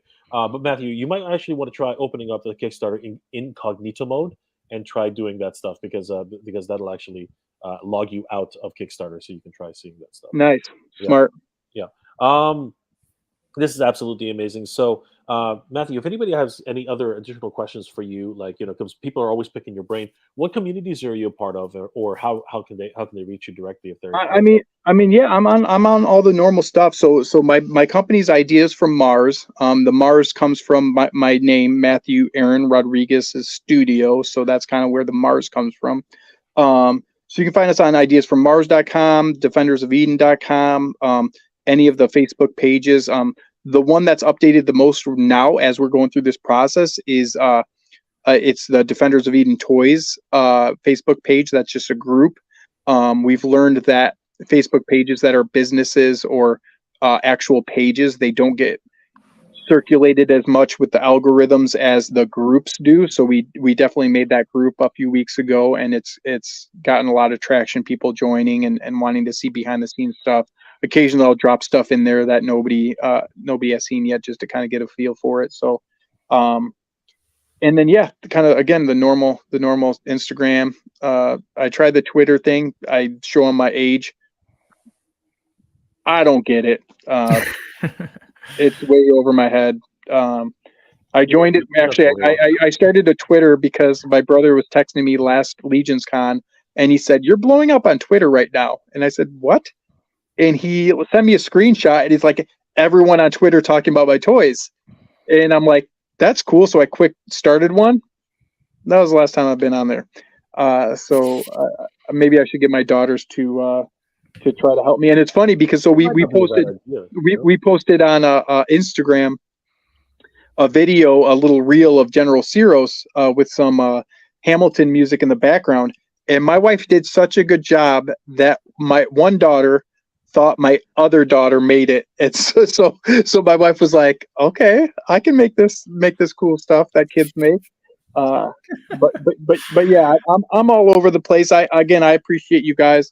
I'll let you talk about your new MOTU Revolution news. I think it is. Yeah, of course, and of course, Matt. I was trying to be sensitive to you. No, thank you. No, I very much appreciate you doing that because most other places they just keep me chained to a desk and make me sit and talk to them for 5 hours straight. And I'm like, you guys go for 5 hours, and they're like, yeah, and we're gonna go for 5 hours tomorrow too. And I'm like, I got to see my family a little bit. So no, I appreciate you. And again, Jay, thank you, Brick. Yep. Ozzy, this has been, I'm out of body right now. I'm letting you guys know, like, I'm out of body. I'm butterflies. I hope you guys feel that same way too when you guys see this funded. And just let me know if you want it to say test shot on the bottoms of the feet. I'll add it. and so again, thank you so much for letting me join you guys. So absolutely, Matthew, and of course you're welcome to stay if you have time, but if not, have a great weekend, have a great Mother's Day, to you and your wife and your kids. Definitely take care of yourselves. It's been one heck of a crazy time that we live in right now, and everyone should take care of themselves, and the community is here for you, my friends. So thank you. I appreciate it very much. Yeah, guys, definitely check out Armies of Ashmore on Kickstarter, and definitely support Matt and his endeavors going forward. Congratulations once again, Matt. I'm pretty sure in the next couple of weeks you will be posting something of a. I'd love to come on next couple of weeks. Once this thing gets funded, I'd love to come on and share some of the new news with you guys and kind of what we've developed since then. So I appreciate it very much, man. That'll be so great. Thanks, Matt. Really appreciate it. Have a good weekend. Okay. Thank you, guys. All right. Go ahead and unlock his chains now, folks. Yeah, absolutely. It's okay now. Absolutely. That's crazy. What a great guy. What an amazing campaign that's been running. And of course, these will fit in wonderfully with Mythic Legions, knowing that the Four Horsemen are actually involved implicitly. Yep. So yeah, wow, just a huge wow moment. Hey, now that he's gone, now that that's gone, we can start talking about some real. I'm just kidding. Just to be polite, we're being polite. Some crazy things happening in the world of Master Universe today. Oh Just an absolute blind side that came out of nowhere. Excited for this. I'm over the moon. Once again, though, before we go, happy Mother's Day to everybody again. Everybody who's celebrating Mother's Day. Don't want to forget that. So, guys, call your mom, say hi. Happy Mother's know, Day. just, Say hello to Nanai. Yeah, exactly. Say hello to Nanai. Definitely say hello to the ones who helped raise you. Sometimes mothers aren't aren't who you expect. You know what I mean? Sometimes that happens. So be gracious to everybody who's been gracious to you.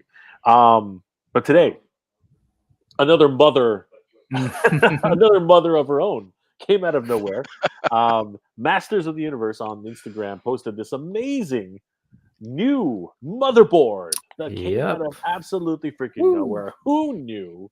Meg freaking Foster, the evil in herself, one of the most haunting and most sinister performances for Evelyn on screen was made by this young lady, Meg Foster. Oh my God, what an incredible announcement today! Did anybody see this coming, guys? Because I had absolutely no idea. This was. I was caught out of left field. I'm out and about moving furniture and stuff like that. I take a small break, take a look at my phone, and this is the first thing that hits me up across 7 different news channels. And I'm like, whoa, wait a minute. What do you, this is, totally blown away. This is just ridiculous. Break something. Were you expecting something like this? I was not expecting it, and frankly, part of it is because I didn't actually know where Motherboard was going. Right, in terms of like, is this an actual person? Is it a statue? Right. Is there something coming out of her? But if you just look at one, she still has those eyes, man. Right, those piercing evil in eyes from back in the day are still there. Gorgeous. And you look at that photo right next to Motherboard, sort of piercing white eyes. I'm just like, oh. Game over. Excellent. Yeah, absolutely. And just the idea that she's sort of this like technology, I think I heard that elsewhere about sort of a goddess of tech. Yep. I'm really curious to sort of see how this plays out. It's exciting. Well, she's spreading the techno virus, right? Yep. Like we know that from the from Revelations, but it's a new way that Hordak is employing his invasion, because again he failed the first time invading Eternia, right? So it's going to be interesting to see what this breeds. And at first I thought that maybe Screech was somewhere involved because the Motherboard effigy, right, was bird-like and had all these purple colors, but completely turned that on its head. I was absolutely over the moon with that. I do want to give a huge shout out to Tunjuka, friend of the channel, who is an artist and colorist who has worked on different productions. He was the one who actually mentioned on Friday that big news was coming for Revolutions, and to stay tuned. So obviously, Tunjuka has the inside scoop on some of these things. So definitely, guys, if you haven't already, definitely give Tunjuka a like and a follow on Instagram. He also has a YouTube channel, I believe, if I'm not mistaken. I'm just going to double check here. Tunjuka, and yep, there he is. So yeah, guys, definitely give Tunjuka a like and a follow on YouTube as well. Some great insights into the the animation and art industry. Definitely give him a like and a follow. Tell him that Jay sent you. But yes, this definitely threw me for a loop, and super excited to see Meg Foster not reprising her role, but re-entering the world of Eternia after, oh my God, what's it been? 35 years? It's been a long time since the Master Universe movie. But yeah, she's been in so many different productions. She's been in what's it called? They Live, for sure. That was definitely one of her more prominent roles. She was also in what's it called? Warrior Princess, Xena. She was in Xena Warrior Princess. She was in so many different, but those eyes of her, and the thing is, those are natural. I mean? Piercing eyes, right? And she was in Best of the Best too. So many different productions. and it's wonderful to see her back reprising her role. I can't wait to see her back again. This is amazing news, especially considering the fact that a lot of us have just been chomping at the bit to figure out when if anything's going to happen with this series. Yeah. Like, and you know what? It also then leads to the question of what's happening with the CG series and you know what is anything else going to happen along those lines? Like lots of questions coming up for that. But yeah, this one is very, very cool. What's really fun too, the last recent news we heard about Revolution was the replacement of, or sort of Sarah Michelle Gellar stepping out as the voice of Tila and Melissa Benoist, and that was on March 8th, International Women's Day. And so they announced Meg Foster as Motherboard on Mother's Day. Yeah, so I'm like, oh, okay. So when's the next announcement, right? Father's Day? Yeah. Are we getting some more information? That would be very, very cool. Randor's dead. No, Right. wait, what? Oh please, no. But you know what? Actually, the poster is kind of ominous, right? It is. The Master Universe Revolutions. That's right. The poster is very, very ominous. I mean, it's got shades of mystery and you know, we really are just on bated breath to find out what's going to happen with this particular tease here. You know, we have a Skeletor's apparition in the background. We have the Sword of Power. We have Rendor's crown on the steps of Grayskull, right? So yeah, very, very interesting how all these you know, pieces come together. And it's going to be an interesting tale that they tell. And one of the most unfortunate parts is that for everybody who saw the interview, the executive producer of Revolutions and Revelations has actually gone on to say that unfortunately She-Ra will not be appearing in the series. That's unfortunate. It really is. I really hope to find that. I was really hoping that there would be some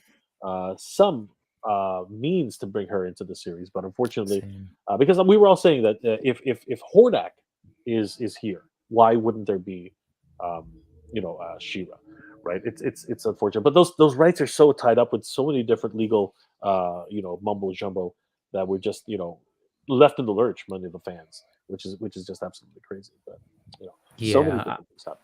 Same. I was really hoping for it, but you know, back when Super 7 still sort of was finishing up the license and the DreamWorks She-Ra and the Princesses of Power was out, was sort of talking to them about it, and sort of what I had heard through people was that the She-Ra thing is really hard, as you've named, is really hard to get a hold of, and that it wasn't for the lack of trying on their part to try and be able to bring She-Ra into their figure line and sort of like work that in, but yeah, it's apparently it's really hard. So that said, I was hoping, since we got Masterverse, since we got, you know, Princess of Power as one of the sub lines under Masterverse, that maybe things were working out. We also got motion picture stuff. Like, who would have thought we would have gotten that? So there was hope there, and unfortunately, as you said, Ted Biaselli sort of kind of definitively said no.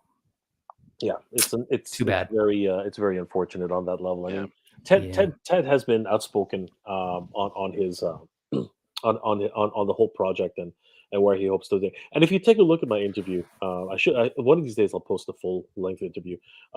He's a fan. He really is a fan. He knows he's very knowledgeable about the history of Master Universe, the history of She-Ra, the history of the line itself. You know, he's talked about the comics, he's talked about the mini comics, he's talked about the creators, everybody, how it actually came to be. He even talked a little bit about which made me chuckle. He talked a little bit about Scott Knightlick and his contributions. And again, people joke about that now, but the truth is that Scott Knightlick really did help to bring the brand forward, right? He really did legitimize it as an adult collector brand. And we have to recognize those accomplishments. I mean, this is something that that people just don't want to do it now, because, of course, the way Scott's been you know, touting the end of the MOTU line, people just don't want to hear it, right? And that's a problem with passion. But so great to find out more about this in the months that have led up to it.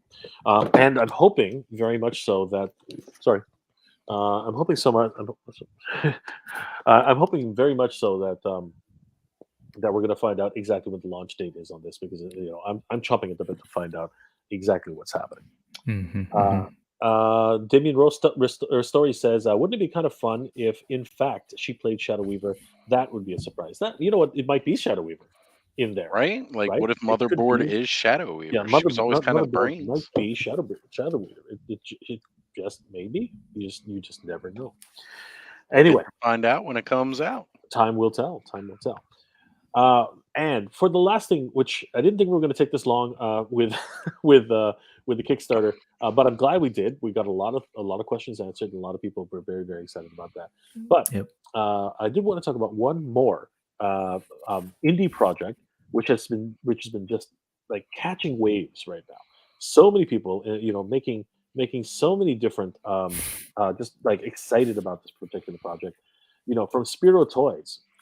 My goodness, the animals of the warriors of the animal kingdom have just freaking exploded, and these guys are just absolutely through the roof, and I am just absolutely in awe of these, and I think that yeah, Brick, Testimonial. Like, I will tell you, these are fantastic Absolutely. figures. Thank you, Jay. Because like I'm going to tell you, if you want to talk AWOC, we'll do some AWOC time. Oh yeah, well, sure. you know what? Interestingly enough, I got If we this. say AWOC 4 more times, Adam will reappear. Interestingly enough, I got this weird little package that showed up at my. You got that all blacked out there, buddy? This showed up at my thing, my door right here. It showed up at my door, and I was like, "What is this?" Like, and I sort of had an idea of what it was, but I did an unboxing just the other week, and yeah, just ended up being provided a wonderful review sample, which I haven't gotten to, unfortunately, of this young man here, Atreyu, right? A wonderful looking figure. Oh my goodness, just absolutely out of this world. Like seriously, I'm enamored by this toy line, and I'm so excited to take a look at this. But I'm gonna let Brick something talk a little bit more about this because he's been championing these figures since day one. Take us through this, Brick something. What show off a few things. What can you tell us about this? Sure. Well, I mean, I will tell you right now. First and foremost, excellent toys. So I'm glad you got Atreyu. He is fantastic. If you're unfamiliar with sort of the line, they're based on comic books. So Jason Bienvenu of Spiro Toys started this idea of this world of sort of anthropomorphic animals as a comic book. And he had the story that he wanted to tell. And those comic books are all available on spirotoys.com. You can download them digitally or have them sort of shipped to you, old school and beautifully printed comic books. And he started off Kickstarter, did the comic, then did another Kickstarter for the original figure line, which were smaller format figures, and they're great. I don't have any. But then, sort of seeing things shift a little bit towards this scale, he wanted to kind of explore that. And that there was a Kickstarter for this, just like Matt Rodriguez is doing right now, that you sort of heard earlier with Armies of Ashmore. Super successful. Did it, and we got these in hand. When did we get these? Was it around February or so that they started shipping, I believe, at least here in the United States. So I'm really happy that you got them, Jay, because I will tell you that definitely there's a little bit of it takes a little bit longer to get up to you all in the north. So I'm hoping they get there sooner. There are vendors out there that you can go to up in Canada that I know are carrying them. I believe eCollectibles has them. Might want to check it out. Anyway, like, what do you want to see? You want to see a bunch of toys? They're fantastic. Let me just give you a quick rundown because it's my favorite. Like, as far as articulation goes, I love, I'm a Masterverse person. I love classics. I've got Mythic Legions. And I will tell you, the sculpts on these are gorgeous. I still am tripping on the eyes. Like, I look at these eyes and it's not quite like I don't know. I can get geeky about it, but you don't see the sort of little dots that you might from a sort of more inkjet process, like you do with the quote unquote photoreal stuff from Hasbro, for example, or what Mattel's doing. These are like solidly painted things, right? Yeah, And no, there's a site. I Mhm. know exactly what you're saying, Brick, Yep. because Yep. I look at this guy, and Right. his like what's really great about these, and you know, tempo printing is great. Okay, I'm not gonna say it's not, but there's something you can't beat about solid paint, you know, Mhm. little what's it called, brush strokes. You know Hmm. what I mean? I mean, look at those things. Those are solid, straight down irises. Yeah. You know what I mean? Like cat irises. Those are He's the whites. glaring. The It's whites like, are the whites are white. You know what I mean? yeah. There's no dot matrix pattern in there, Nope. and I love that. You know what I mean? Yeah. At least for at the very least for cartoon characters, this works wonders. Now you know it can be argued that it can be argued that what are they called more realistic human characters you know need that tempo, but in terms of like this is just boss. This is amazing. Articulation on point. We've got butterfly joints that you don't necessarily have in similar figures. You'll have them in, like, I love a good Marvel Legends figure or classified. I really love how those pose, but in some of my more 7-inch scale things, I'm not really getting those, and I can do oops, sorry, things that you can't quite do in some of the other lines that I collect. Again, not hating, because they're great and all figures are great, but you can do the the two-handed sword or swinging thing. You can get, we've got double, they're not pinless, so if you want to think, but everything is, you got your double elbows, you got your, we got monkey yoga here going on, guys. We got ratchets up in there. I don't know if you can all hear that. These things are solid. We've got the twist. So that's all to say, like, what you would expect in terms of articulation, the highest quality articulation. I think that's sort of out there in similar lines. Really great sculpts. You can do the sort of popping and swapping and do some quick customs. And, as far as, like, I don't know, what else do you want to see? If you want to do some, like, let's see, you got your Mythic Legions. I'll just show you that. Right. Damien Ristori is asking if the hands are easily removed. So Damien, those are great questions. You'll see here, these are all my little AWOC bits. And yeah, they are. And in fact, you get a ton of hands. And we were just on a live stream kind of going over AWOC, and they all come with an incredible amount of hands, different poses, fists, sort of trigger finger hands, gripping hands. So here, actually, why not? Let's just go for broke. You should warm up your figures, as they say. But look, I just want to show you, I'll risk it with mine, because I want folks who are interested in whatever sort of play feature, whether it's articulation, posability, pop and swap, customs, like, I want you to understand what we have in this. With that said, like, we're all roughly the same age. I think, Jay, you and I are a little older than Oz over here. Maybe just I'm the sad. young end. Maybe just You sad. know. Yeah. But we grew up with these, right? Yeah, of We course. grew up with cartoons that had, these things, but Yeah. we don't quite have a cartoon. There's a great story, though. And I'll tell you right now, of all the things that I collect that are independents right now, and I haven't read yet the Defenders of Eden comic, but just based on the things we were looking at right now, I was like, ooh, I could totally see that being like an amazing 80s, 90s style cartoon that would catch and support those figures. Same with this. The story on the comics of these are amazing. I do a series of shows called AWOC Talk with Adam from Highly Articulated, where we really like delve into the story, because I want people to see this story. It's a good mix of science fiction, some sort of fantasy elements, just really great stuff. If you're just a nerd like me in general, if you love MOTU, if you love Thundercats, if you love Terminator and The Matrix, there's a lot of those kind of touchstones in there. Dune, it's all there. Star Wars. And I guess the last thing I will say, a real thing that, right now, I was just on a stream, kind Gosh, this whole full screen, guys, it's creeping me out. But yeah, let me distract you. I'll distract you with toys.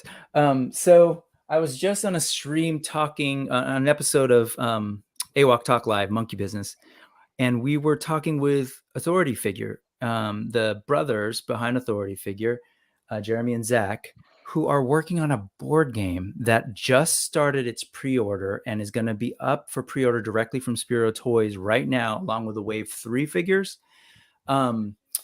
It's a game that basically is designed to get you, all three of us, sitting around playing with our action figure, right? And engaging in these sort of like fun battles with a whole rules system, beautifully illustrated board. And it takes into account the different personalities and sort of fighting styles of the different characters, as well as different weapons.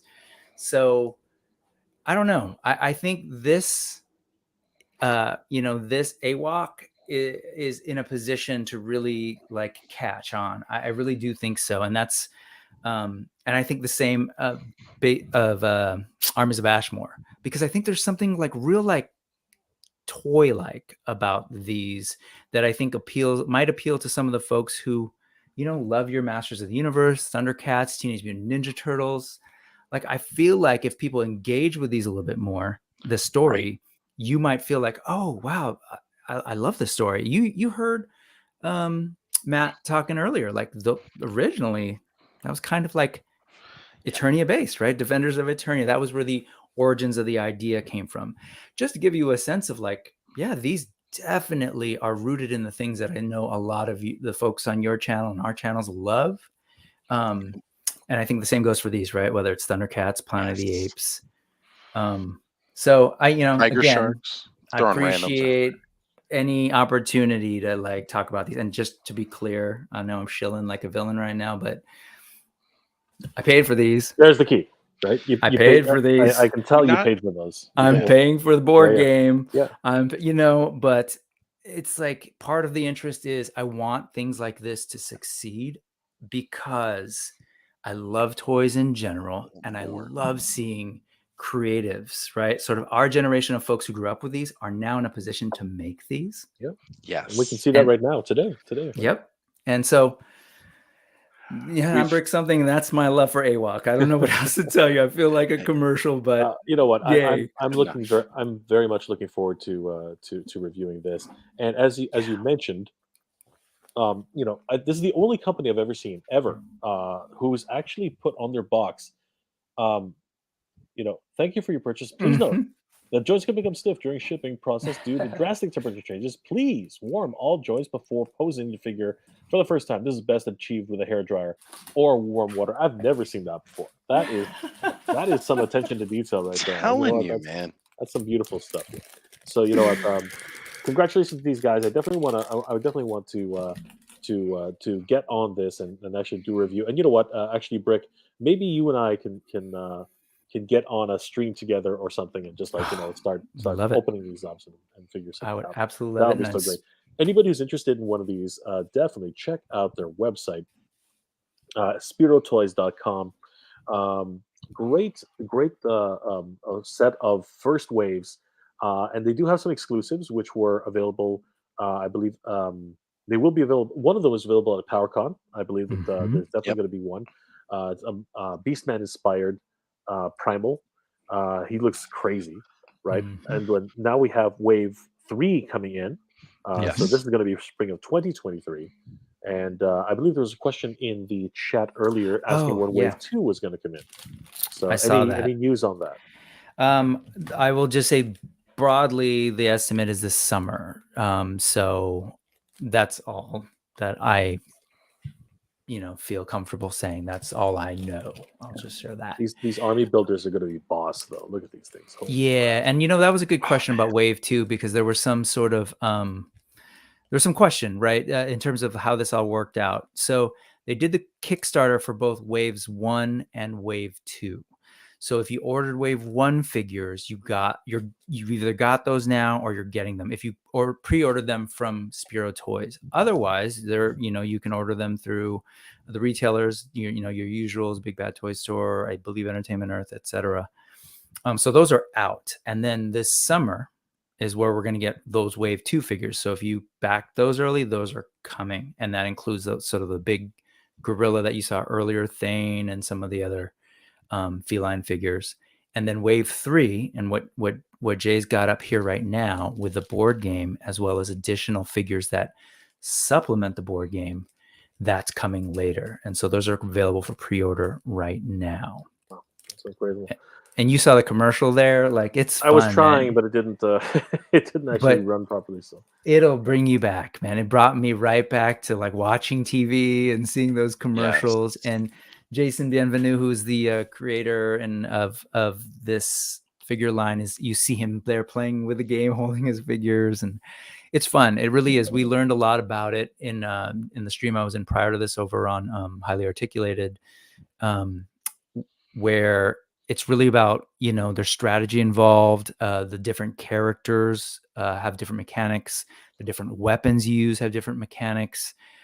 They talked a lot about maybe the importance of army building, because different characters in combination with one another might be useful in terms of strategy. And they were also very Yes. mindful of people's habits of doing army building, and they kind of want to support that, if you know. So that's there.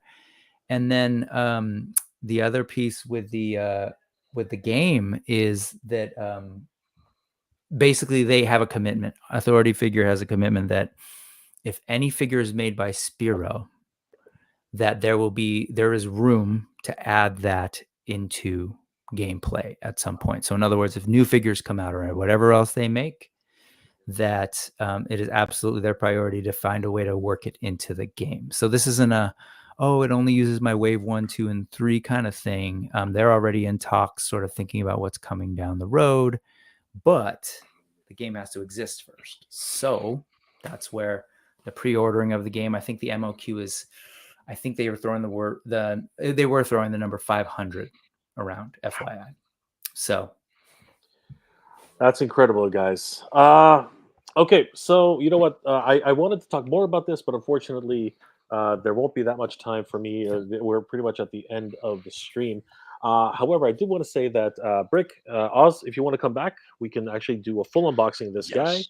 and we can definitely find out more about this, learn more about how we can support the project and what the guys up at Spiro Toys are up to. I'm excited about this. I mean, like, just looking at the quality of this figure just inside the box, I am absolutely over the moon with this guy. So that's definitely. great. Yeah. I'm excited to see you open it. So yes, I would love Right? to check it Yeah. out. So, guys, thank you so much for being here tonight. It's been an absolute pleasure. I hope you're all doing well and staying safe. I want to thank my very special guest, Ozstradamus Toyz, and of course, Brick Something. Brick, how can people check out your social medias and how can they contact you, my friend? On YouTube, just do a quick search for Brick Something. You'll see me there, or you can actually just go to bricksomething.com. It'll take you right to the channel. Or I'm on IG at bricksomething, at brick.something, sorry. And I'm on Facebook too, but it's all really confusing. So find me on the other places and we can hang out elsewhere. That is so great. And of course, my friend Oz, how can people reach you and what are you up to right now? Well, Ozstradamus Toyz on the YouTube, as well as Ozstradamus Toyz across Twitter and Instagram as well. Just wrapped up doing the totally awesome weekend where I streamed across several channels all throughout this weekend, including now twice on Mega J's channel, guys. Fantastic to be here. Upcoming this week, Thursday, we have Toy Frenzy on Skelevator's channel. Make sure you go check him out. And of course, I will eventually end up right back here on Mega J's channel. Also, you'll find Brick with me at least once a month, on Legions class, where we talk all about Mythic Legions, Cosmic Legions. Did a big talk about Figure Obscura this weekend as well. And I mean, we're just all over the place, guys. Come see us. We're everywhere on YouTube right now. It is so great being able to hang out with these wonderful toy collectors and, of course, good friends. Thank you guys so much for joining me. It's been an absolute pleasure. Guys, thank you again for being here tonight. I wanted to give a huge shout out to my Patreon and channel member supporters, guys. These guys, of course, help me make wonderful episodes every single week, and I couldn't do it without them. They are the best. If you guys are interested in becoming a channel member, please check out the channel member section here on Mega J Retro or MJR Collector. And of course, if you are interested in becoming a Patreon supporter, please check out my Patreon page at Mega J Retro on Patreon. Guys, I want to give another huge shout out to all the mothers out there. Happy Mother's Day to everybody out there. Guys, please give your mom a call. She misses you. And, everybody who's been a mother to somebody, thank you so much for everything. You guys are amazing. I want to thank my special guests again, Ozstradamus Toyz, and of course, Bring Something Guys. You are amazing. Thank you so much for being here tonight. It's been a wonderful pleasure. Everybody out there, I hope you're all doing well, staying safe. And as always, everybody, thank you very much for watching. Good journey. Keep proud.